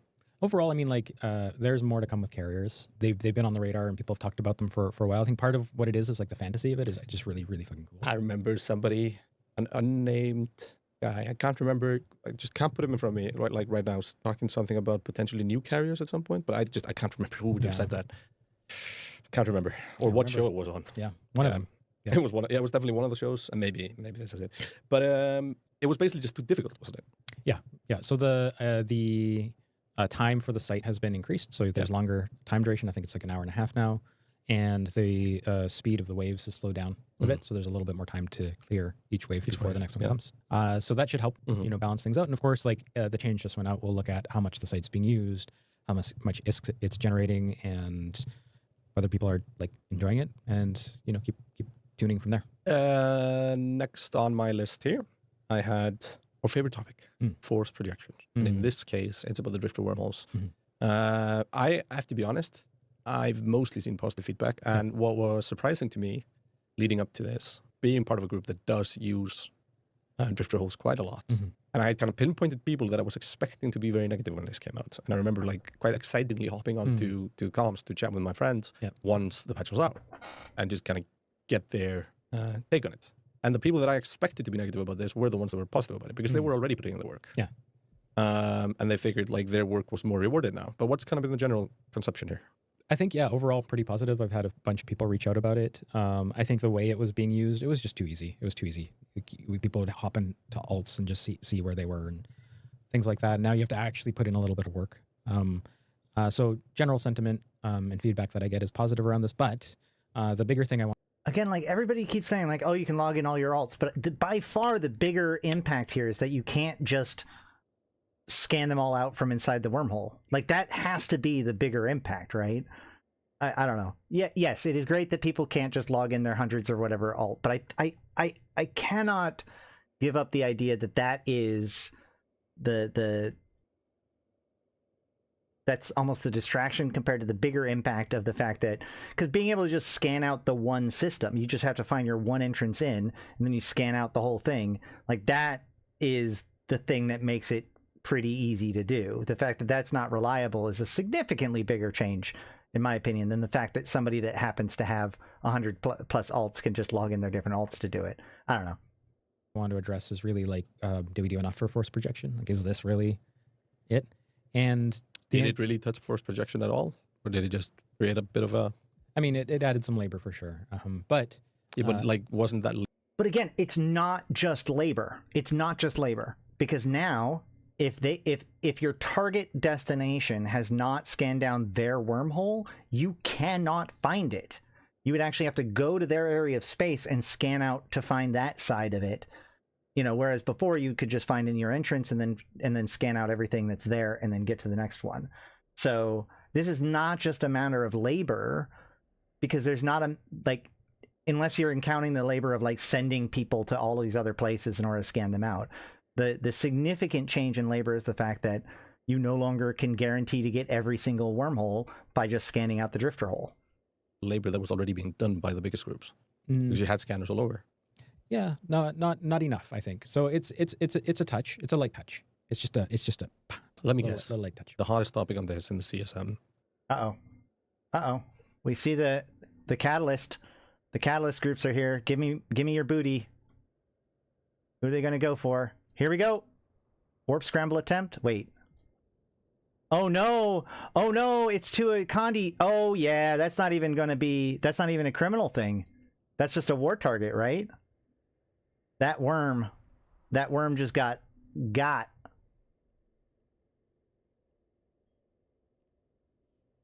I bet it was just a war target because I don't see, there's no criminal, there's no Concord or anything. Guys, use an alt. If you're under war deck, just use an alt. Or Ansiplexus. Yes, of course. Shocker. So again, out here, just saying it. Well, force projection is probably maybe the #1 challenge with Eve right now. You want wormholes that are one way? So you want filaments? Hot topic in the community. So just like keeping that at the forefront of mind. And there are bigger things that we have in mind in a future update. So I love to just be like, we're off the dome and be like, we're going to do this. And this is when it's going to happen. But all I can say for now is like, it is going to happen. And we are doing something. And we'll just keep talking. And Wait, whoa. Are we talking about a huge leak? I was saying something is happening sometime in year. the future. I mean, I'll say this year. Like our plan. Early year. Yeah, exactly. Wait, what are they talking I about? was like, we're our bigger things community. So just maybe the #1 challenge. Just Or Ansiplexus. yes. Yeah. Hold on. No, not enough. I think so. It's a touch. It's a light touch. It's just a Force Let me projection. guess. a light touch. The hottest topic on this in the CSM. Or Ansiplexus. Yes, of course. Shocker. So Okay. again, out here, just saying it. Well, force projection is probably maybe the #1 challenge with Eve right now and a hot topic in the community. So just like keeping that at the forefront of mind. And there are bigger things that we have in mind in a future update. So I love to just be like, we're off the dome and be like, we're going to do this. And this is when it's going to happen. But all I can say for now is like, it is going to happen.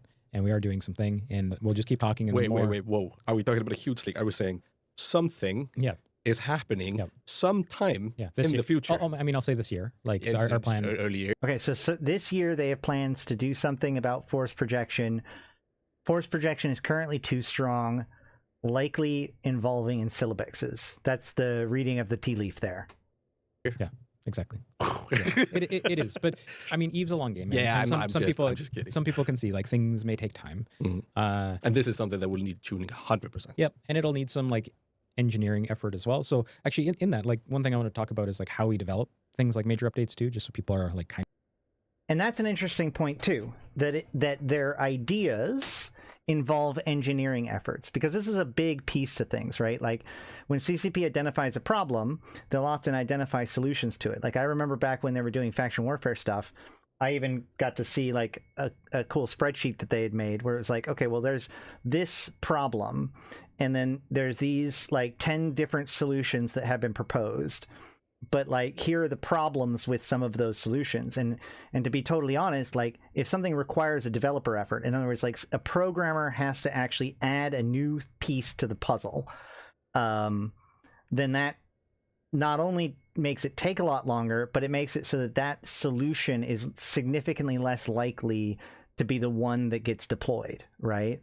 So for instance, in Zarzak, it was much easier for them to put the bubble effects on, because like the idea that a system does or doesn't allow bubbles, that's an easy fix. That doesn't require a programmer to do anything. They just have to switch a setting. But the entire mechanic of lockout, where when you jump through a Stargate in Zarzak, you gain a timer, and that timer prevents you from being able to use certain Stargates, that is a new feature. Somebody has to code that. And so that makes it, that's why their initial solution was the bubble thing. And then when they had the full feature ready, they put that in place and removed the bubbles, right? So we see this in a bunch of other places too.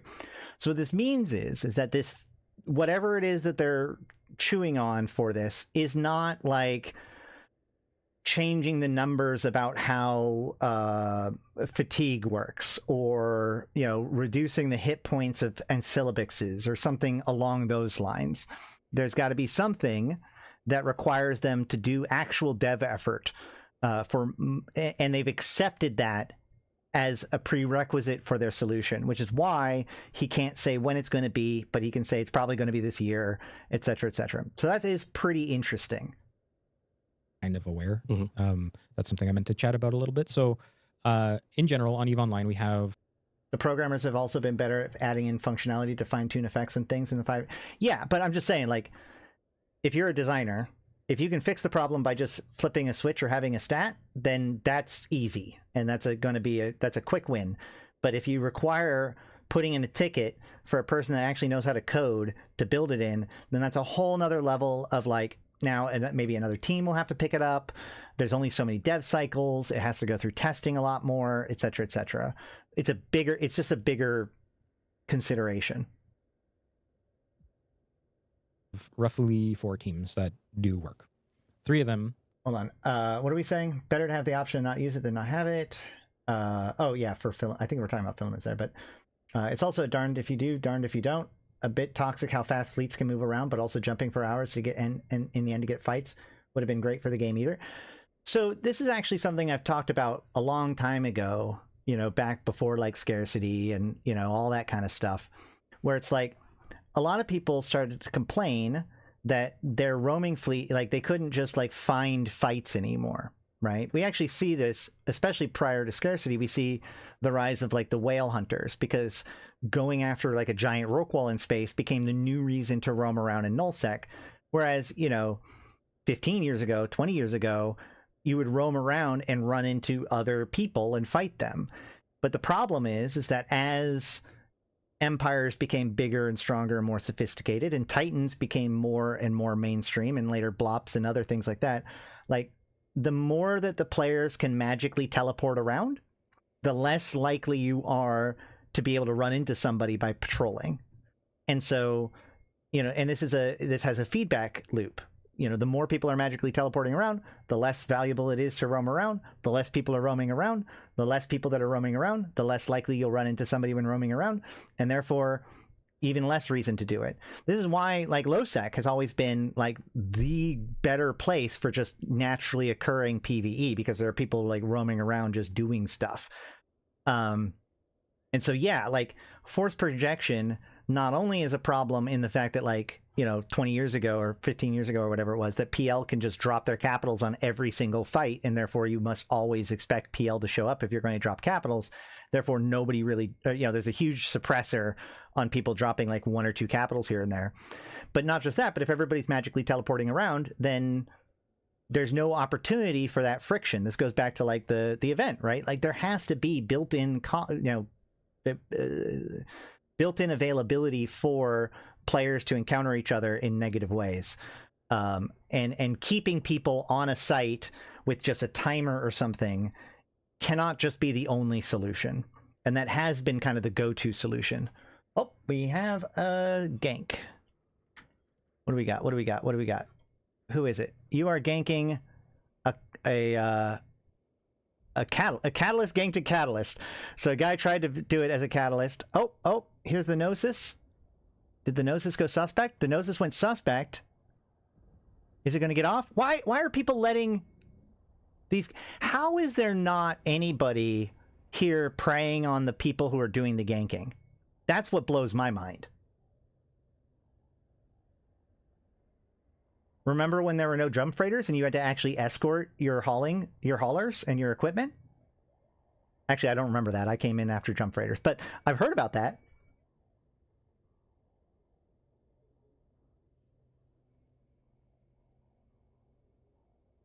As it got worse and worse, people originally solved it by putting all known Titan pilots on their contact list and would avoid a fight when they logged in. Yep. And that's actually why you now cannot put somebody on a watch list without them also like friending you. That change was made because of that. Yeah, that is one of the things that I really miss. Like the idea that you'd have to like escort a caravan, like that's awesome to me. Because they won't do it when there is a threat to the one going suspect. but you can steal the stuff. You can grab the person who goes suspect and kill them. There's lots of things you can do to disrupt this sort of stuff. People like prey on gankers all the time by stealing the loot from the ganker.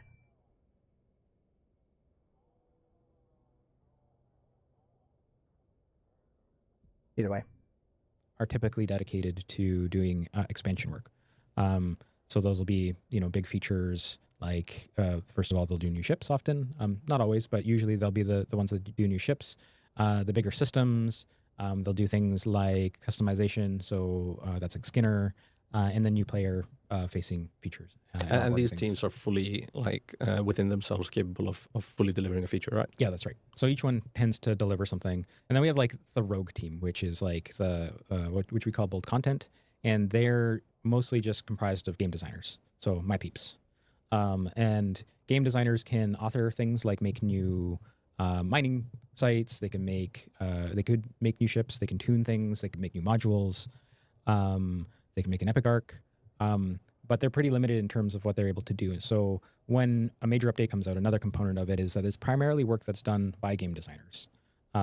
So for people who are like, wow, where are the features in this update? There aren't. That's not the expectations that we have of a major update.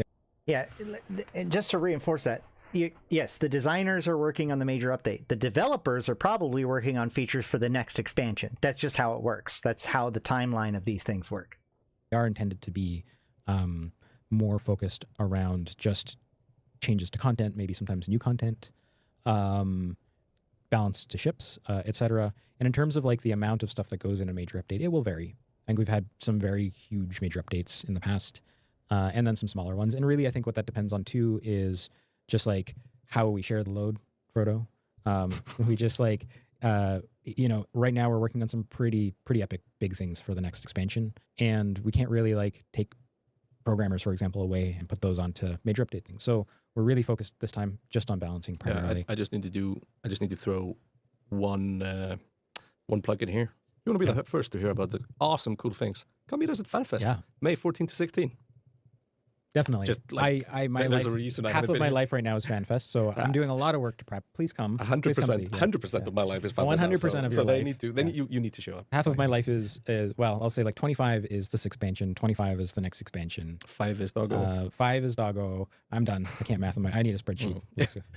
We need an engineer for this. Exactly. Yeah. Like that's math. We didn't math properly. That's why. Yeah, it was me. I did it. Mathing. So yeah, just kind of wanted to give some insight to like how we actually make EVE Online and like who's making a major update versus like who's working on an expansion. And we work on these things at the same time. Making games is hard. That's why they vary in size and complexity and what goes in it. But at the bare minimum, the things I hope to see are some economy balance updates and almost always ship balance, ship meta updates. Sounds pretty good. Yeah. So the overall reception on the major update and maybe just your kind of feel. Are you like did most of the things you wanted to land? Yeah, I think so. Like there's a few things that like we're fixing. Obviously, I think when it went out, there was an initial wave of like, but where's this thing or where's that thing? And as time kind of plays out, like in general, I'm hearing mostly positive feedback around it, which is good. And of course, we can listen to the other feedback coming in and start to put that in place for the next update, for example. Yeah. But the whole discussion of wormholes. What are those? Wasn't there a wormhole? What are wormholes? Wasn't this the wormhole expansion? Something in that, like I definitely saw some feedback from people being like, isn't there more wormhole stuff? I thought this was going to be a wormhole update. And the reality is like, I don't know. We've talked in the past. It might have been on the last Tea Time, I'm not sure, or one of our other dev updates. I like to be as sort of like raw and open as I can in these chats without like trying to overpromise and oversell things. I don't think that I said it was going to be a wormhole update. But we definitely talked about things like coming for wormholes. Yeah. But I definitely things are still coming for wormholes. Yeah, exactly. So I still also just want to be accountable. Like if I did give that impression to the community, like I want to make sure that I am communicating effectively. And if I did sort of misrepresent that, then I'm listening to that feedback and trying to think about how I could better say this stuff in the future. But at the same time, I do like to just kind of talk about what I am thinking about and what is important. So wormholes, there were some updates. There is some new content. There's also some event-specific content. There's event-specific content, so that is a big change. It's something we haven't done a lot of in the past. And that event content we plan on keeping in wormholes. So like the you know what? I forget the name of it internally. Horde mode. We're going to call it the Horde mode site. Yeah. So the new Horde mode site where you're getting the waves of things and the random upgrades and all that stuff is very cool. That we're going to find a permanent home for in wormholes as well. So like that's content to stay. And then there are future plans. Absolutely. So this is. I actually, I think that that's a fantastic site for wormhole space. People that live in wormhole space, people that day trip in wormhole space. I think that putting, like, with the fabricator sites, putting those in wormholes, like, I think that's a wonderful way to put new content, or, to put content into, or that's a wonderful kind of content to have in wormhole space. I'm a little bit sketch on the fact that it's road drone themed. It'd probably be better. Maybe they'll come out with a version of it that's sleeper themed as a way of making it evergreen. But that's literally my only criticism about it. Like the fact that it scales with your group. It's a thing that you scan down. Day trippers can do it. It's a perfect fit, in my opinion. This is another one where I'm not going to promise a timeline for anything, but as a philosophical change, one of the things we're looking at is like wormholes originally started as a place that were meant to be uninhabitable, but now they are. People live there and they like that. They like their lives there. And so we're definitely looking at ways of being like, okay, well, how can you make this your home more? Mm-hmm. How could you maybe improve some of the things here? How could you add something into your space that maybe generates another static for you? And this is all sort of based on upgrades and stuff like that. Like that would work like so many upgrades. Yeah, so like a SOV-like type thing for wormholes. So that's the kind of thing we're discussing. Mm-hmm. It's absolutely on the table. Again, I don't really have a timeline for that, but I just want to give people like a sense of this is the discussion we're having. This is the direction we want to go. And it's definitely in our timeline. And as we know more about when it's going to happen, I'll just come out here. We'll talk about it. I'll tell you. And in the meantime, we'll look for like other smaller changes we can make to improve life in wormholes, new types of content. Like that's a great one that we can always do. Like I know that sometimes it's hard to find content in wormholes. So we'll keep looking for ways to add new stuff. And we care about you guys. We care about wormholers. So I know this wasn't the biggest update for them, but there's more in the future. Next up, what are you voting for? We got election season. Okay, so I'm gonna nag. It's okay. Yep. I want to go somewhere and cast a vote. Yeah. I need to go somewhere. But I love the variety in the quest this time. I thought that campaign trail one, where you're just supposed to warp around Eve, was absolutely freaking gorgeous and hilarious. And I was reading something this morning, late last night. It's like, you should be in bed, but you're still on your phone scrolling. And I was reading about somebody that was autopiloting it, the whole thing in shuttle, and actually... Here we go. Another one. Two catalysts go criminal this time. And they're chasing down this jackdaw. Are they not going to get it? I don't think they're going to get it. Concord's got him. Gank. I think the gank failed. Yep. They did not get their kill. I don't know if they were going after the jackdaw or the slasher, but either way, failed gank.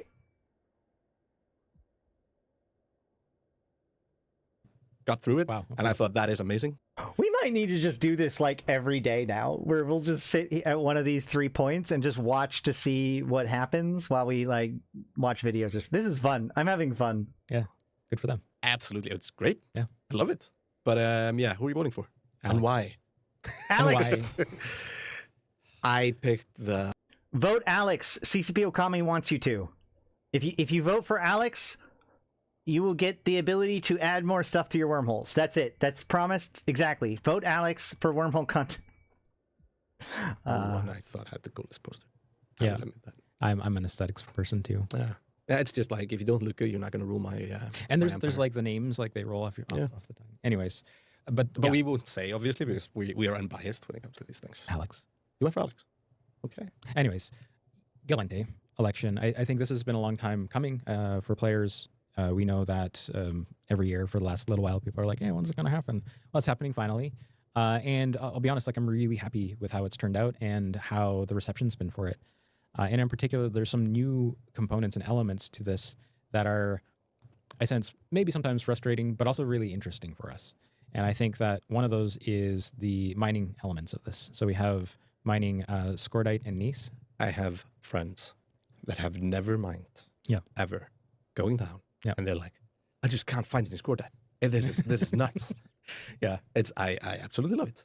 Absolutely, right? So there's something important I want to call out here in that this lines up really nicely with what we're going to be talking about quite a bit more in depth at FanFest. At FanFest, did you say? May 14 16. Get your tickets at eveonline.com. Which is our campaigns. So we have these military campaigns that we've talked a little bit about. And there's something in here that lightly sort of mimics what we're hoping to achieve with campaigns, in that a campaign for, let's say, one of the factions will have many things you can do to work for that faction and contribute to it, including doing things like mining. So here we have a lore element of EVE, which is vote for the next president of Gallente. Of the Great Gallente Empire. Yeah. And that will have some both like sort of like lore and storytelling ramifications, but because this is EVE, will end up taking the story somewhere crazy in the future. That's cruelty. And that will have impacts on the universe. So everybody right now feels a sense of like, I can contribute and I can participate in a change in this universe. And that's what's really unique and special about EVE. And it's exactly that we'll be bringing with campaigns. So while you're seeing these things like Mine Scordite or Mine Nice, and people are going nuts. Like I've seen the charts. Like it's being scooped up. Yeah, there was nothing to be found initially. This is what we're hoping to go for, and it's cool. It's cool to see that like people, like I know some people are like, where's my Scordite? That sucks and it's frustrating, and it is. I know I'm not undermining that, but it's cool that a universe is coming together to do something with it. It's funny because like I play pretty end game gameplay if there was an end game to EVE, and one of the things I do makes me travel. I need to move around stuff, things like that.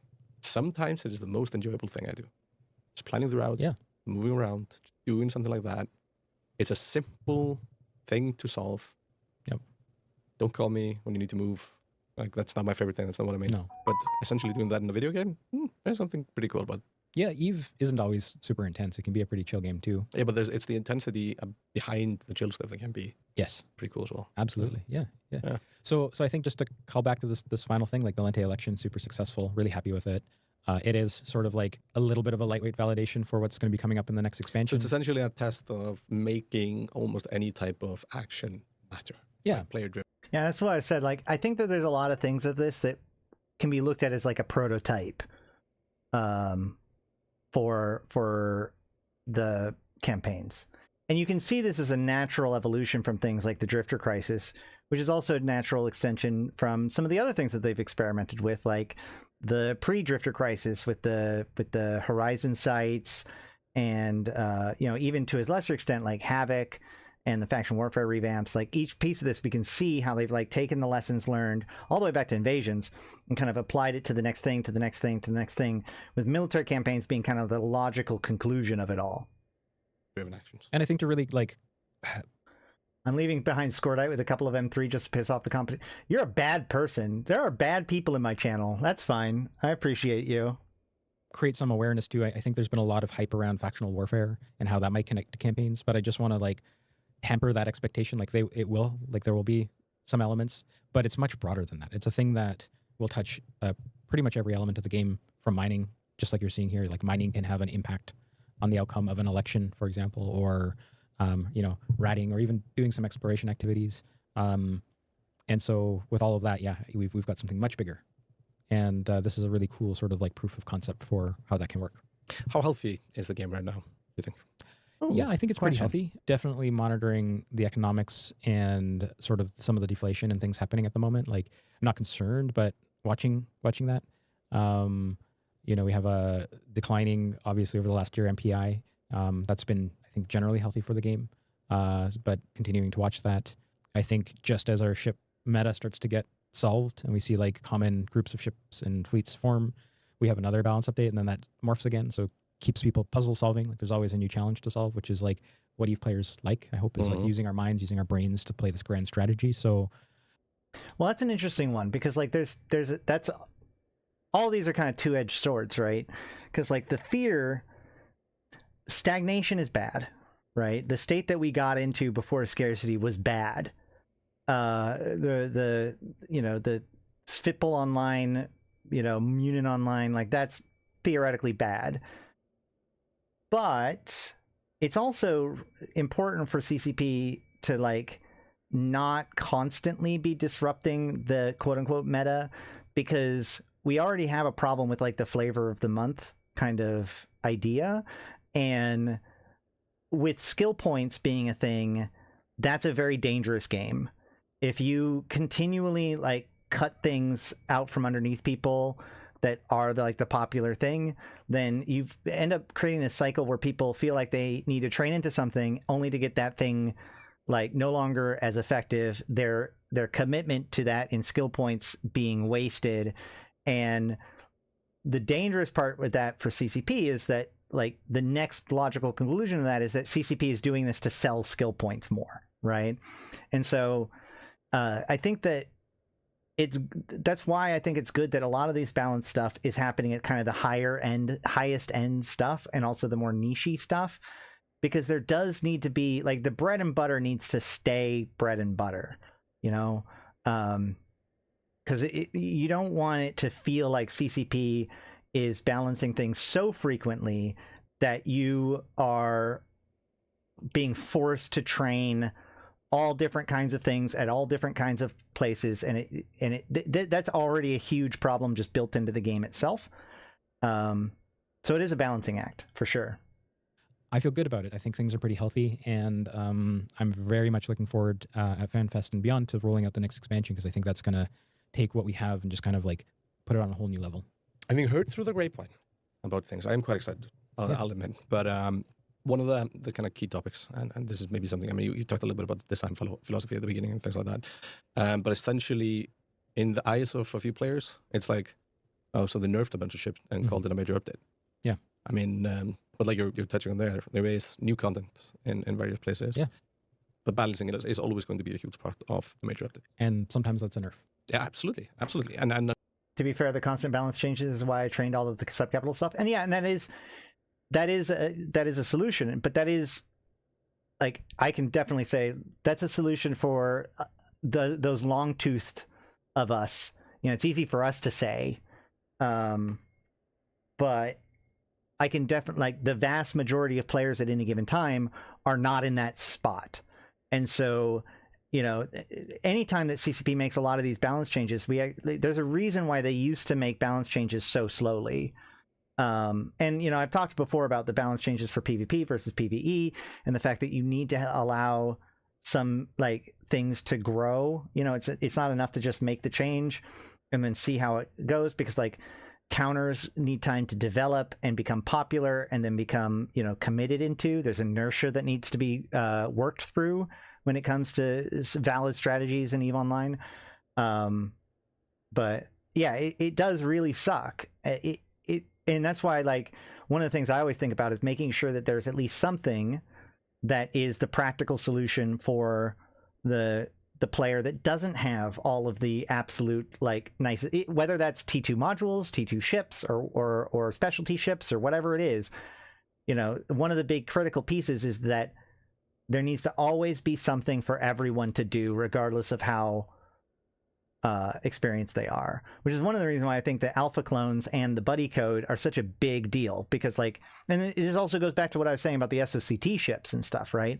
Where, you know, as long as there's some sort of solution where you can be like, well, if all else fails, just roll up a new freaking alpha, apply those skill points, train them into this, and let's go and do it. You're not going to be able to, you're not the strongest person in the fleet, but you're at least there participating in a critical member of the fleet.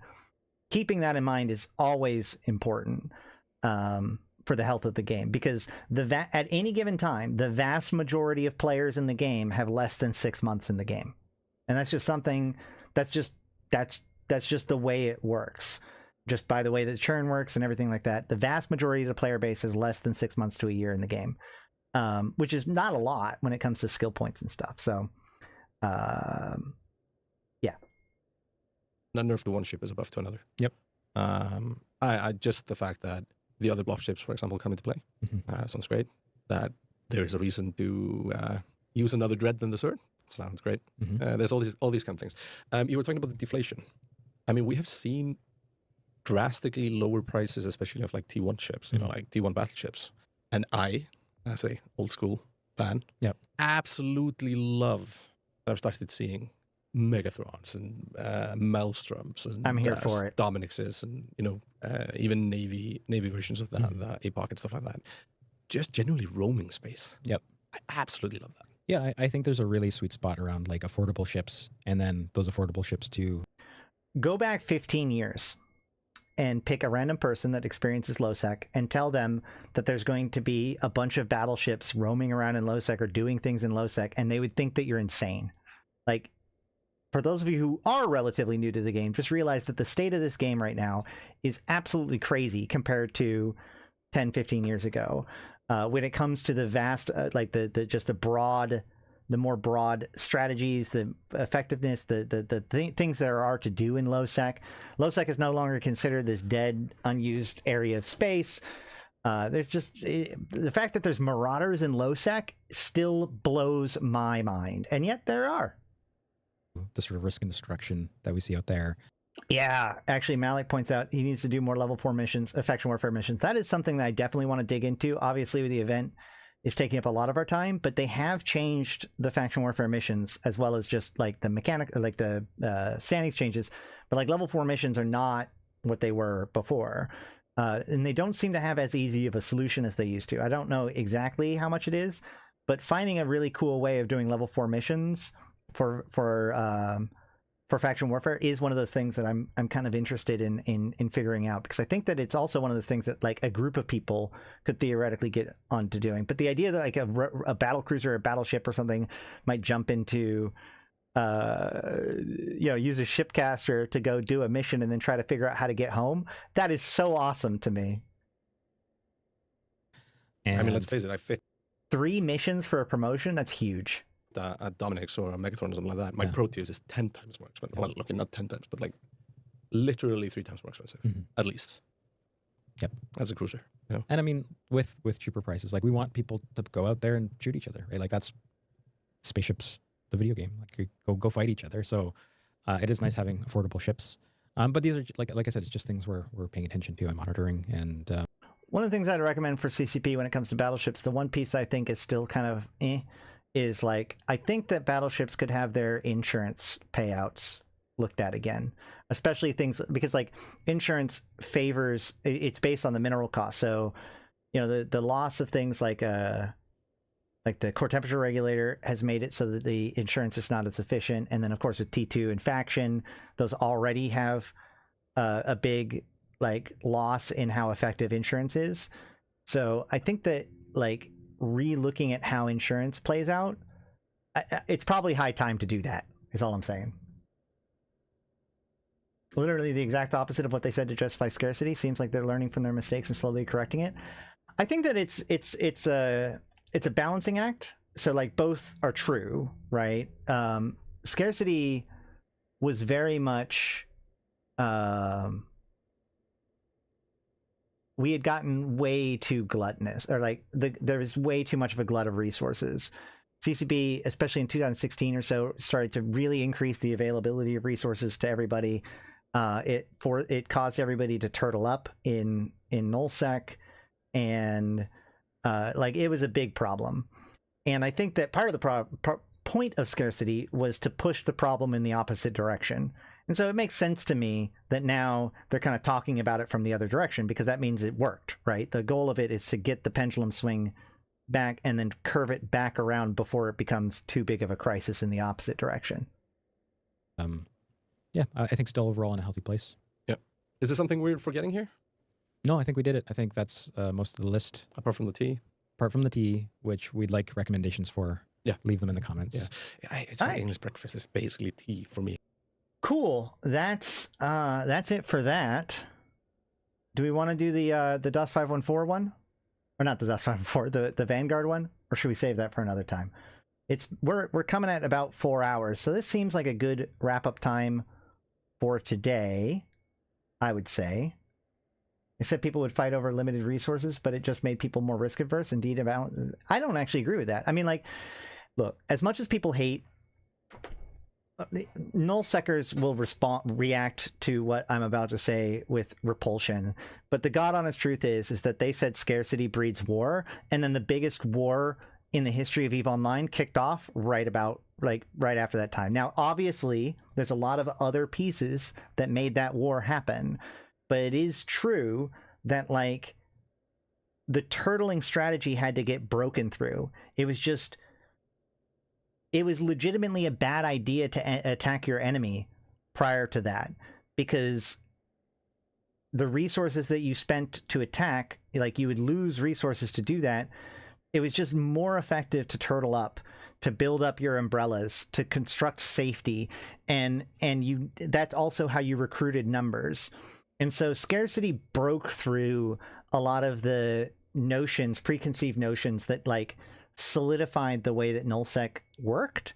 And even though nullsec will never admit to this, what happened during scarcity did break through that. And ultimately we've seen a lot more violence, a lot more changeover. It's not perfect. There's still blue donuts and all that kind of stuff. And there's still consolidation of power. Anytime CCP makes something more challenging, you actually end up consolidating power. We saw that when they worked on ganking a decade ago, with like when it created more and more sophisticated ganking groups instead of individuals doing it. But like, I don't know. I think that if you just look at the numbers, it looks like scarcity worked to create more conflict. It suppressed certain amounts of the population, and it definitely made a lot of people unsub their 23 accounts, coming down to 2. But I would argue that those are healthy signs, not unhealthy signs. So I don't know. I think that scarcity definitely, like if you just look at it on its face, yeah, scarcity seemed to have bred fighting. Now, people aren't going to admit to that because that's not how scarcity works, right? That's not how our brain processes things like scarcity. But like, you can see this in history, and you can even see it in EVE Online, that it did happen. And it also makes it so that when they put in new resources, people are more willing to fight over that stuff because they can't just get that stuff at home. And that's the important part. So, and it's also interesting to note that like a lot of the stuff that they've done to nullsec again is actually more of the empire building, making your home more productive and effective, while still keeping the reason to break other people's stuff. So yeah, it is a balancing game. A path is walked in steps. The pig had to bleed. That was almost certainly step 1. There was just too much in reserves for a change to be impactful on its own. We had to bleed some of our resources, and that's what scarcity was.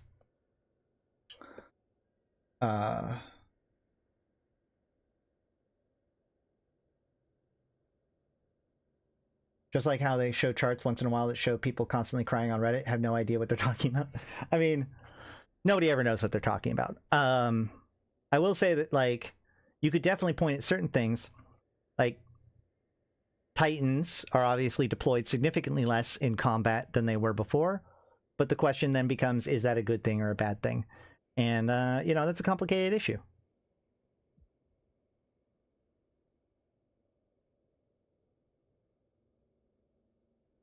All right.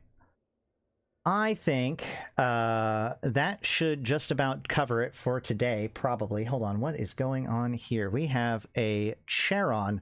I guess you could use a freighter if you want. For sure. I recommend a hack, personally, or like a T3 cruiser. T2 ship, good resists, brick tank it. Just make it so that you're not worth ganking. That's it. That's all it takes. It's not that hard, guys.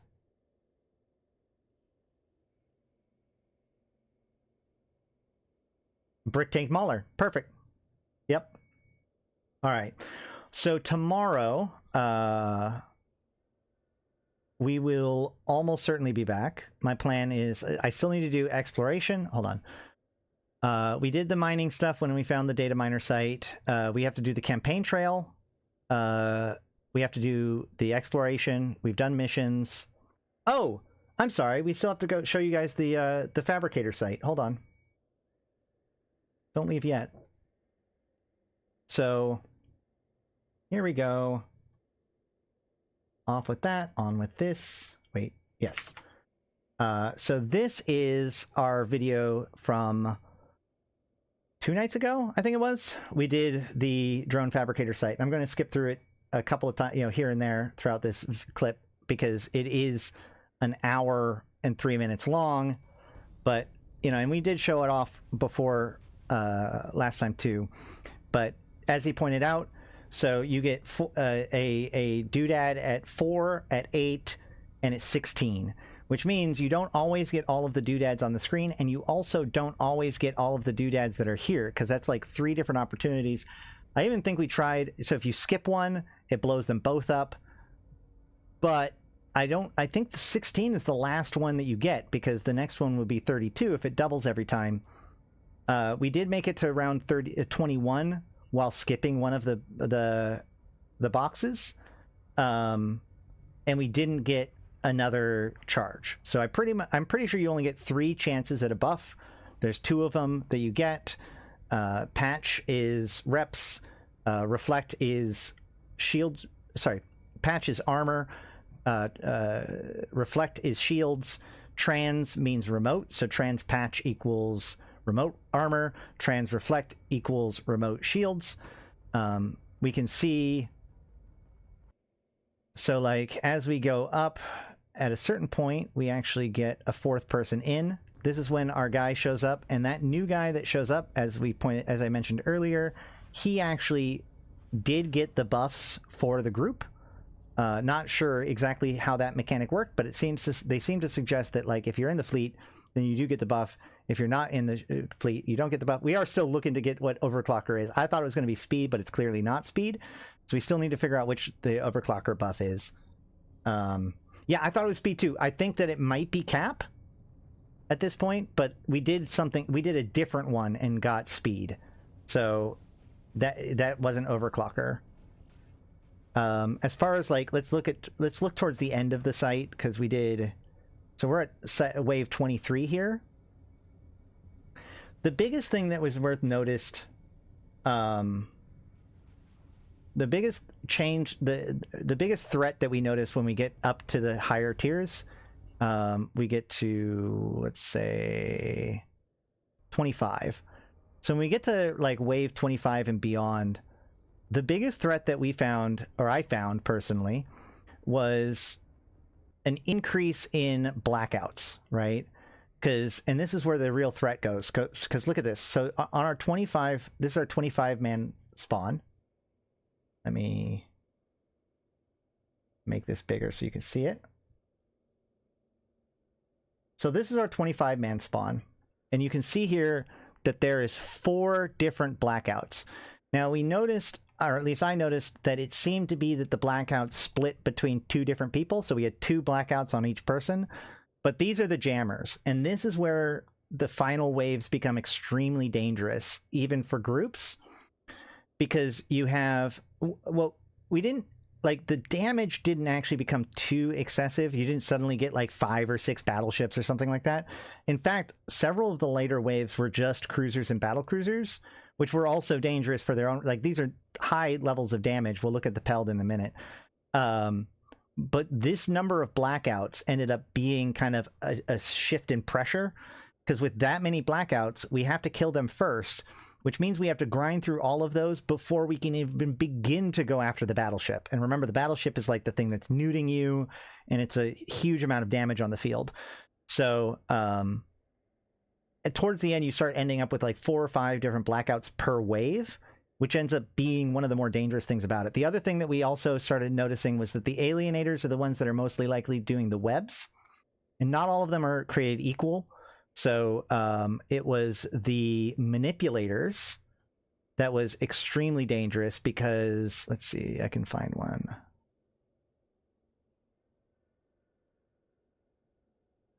Nope.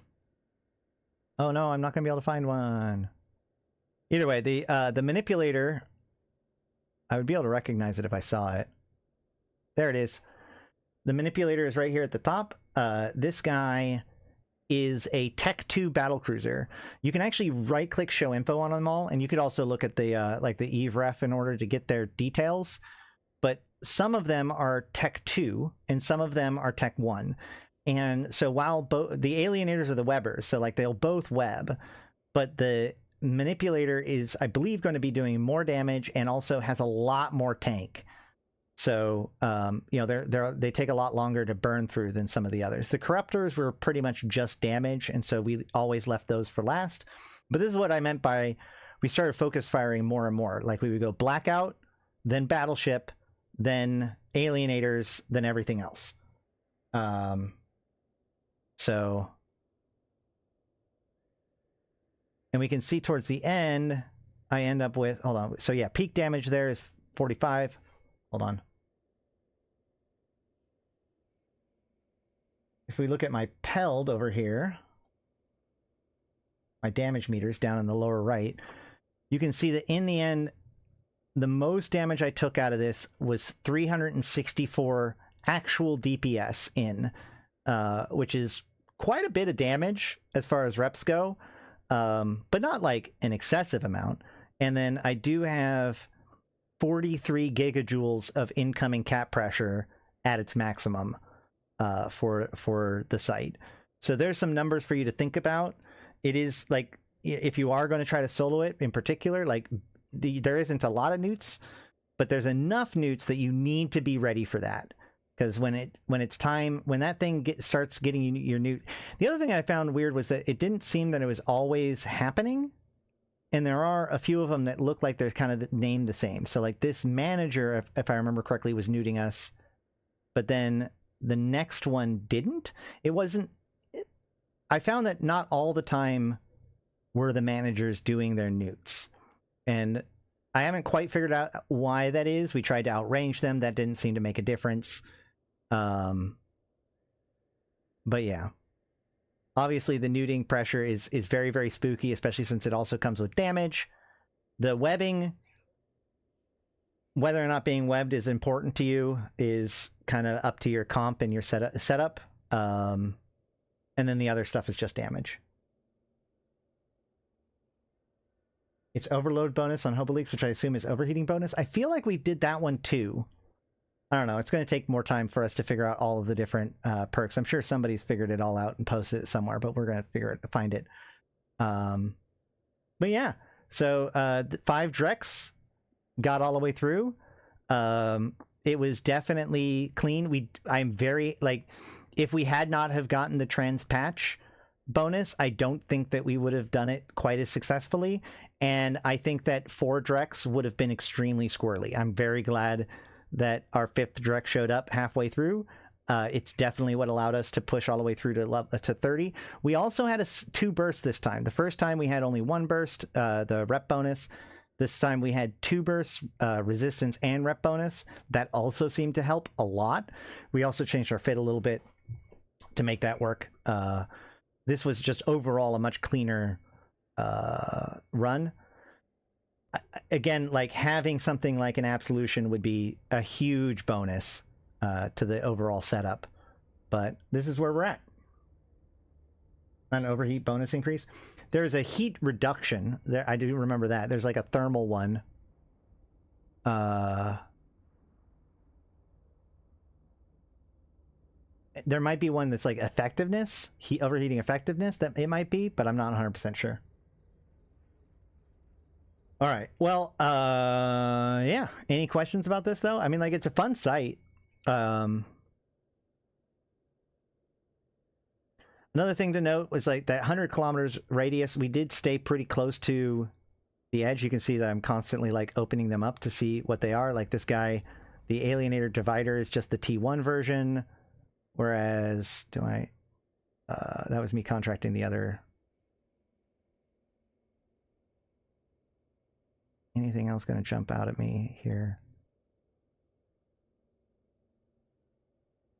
No, probably not. It's too long of a video.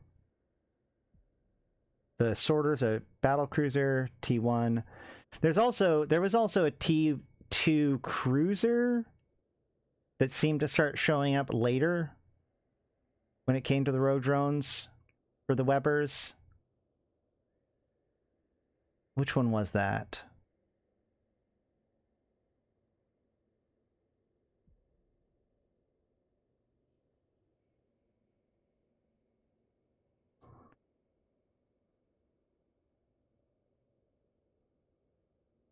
We could just look it up. Hold on.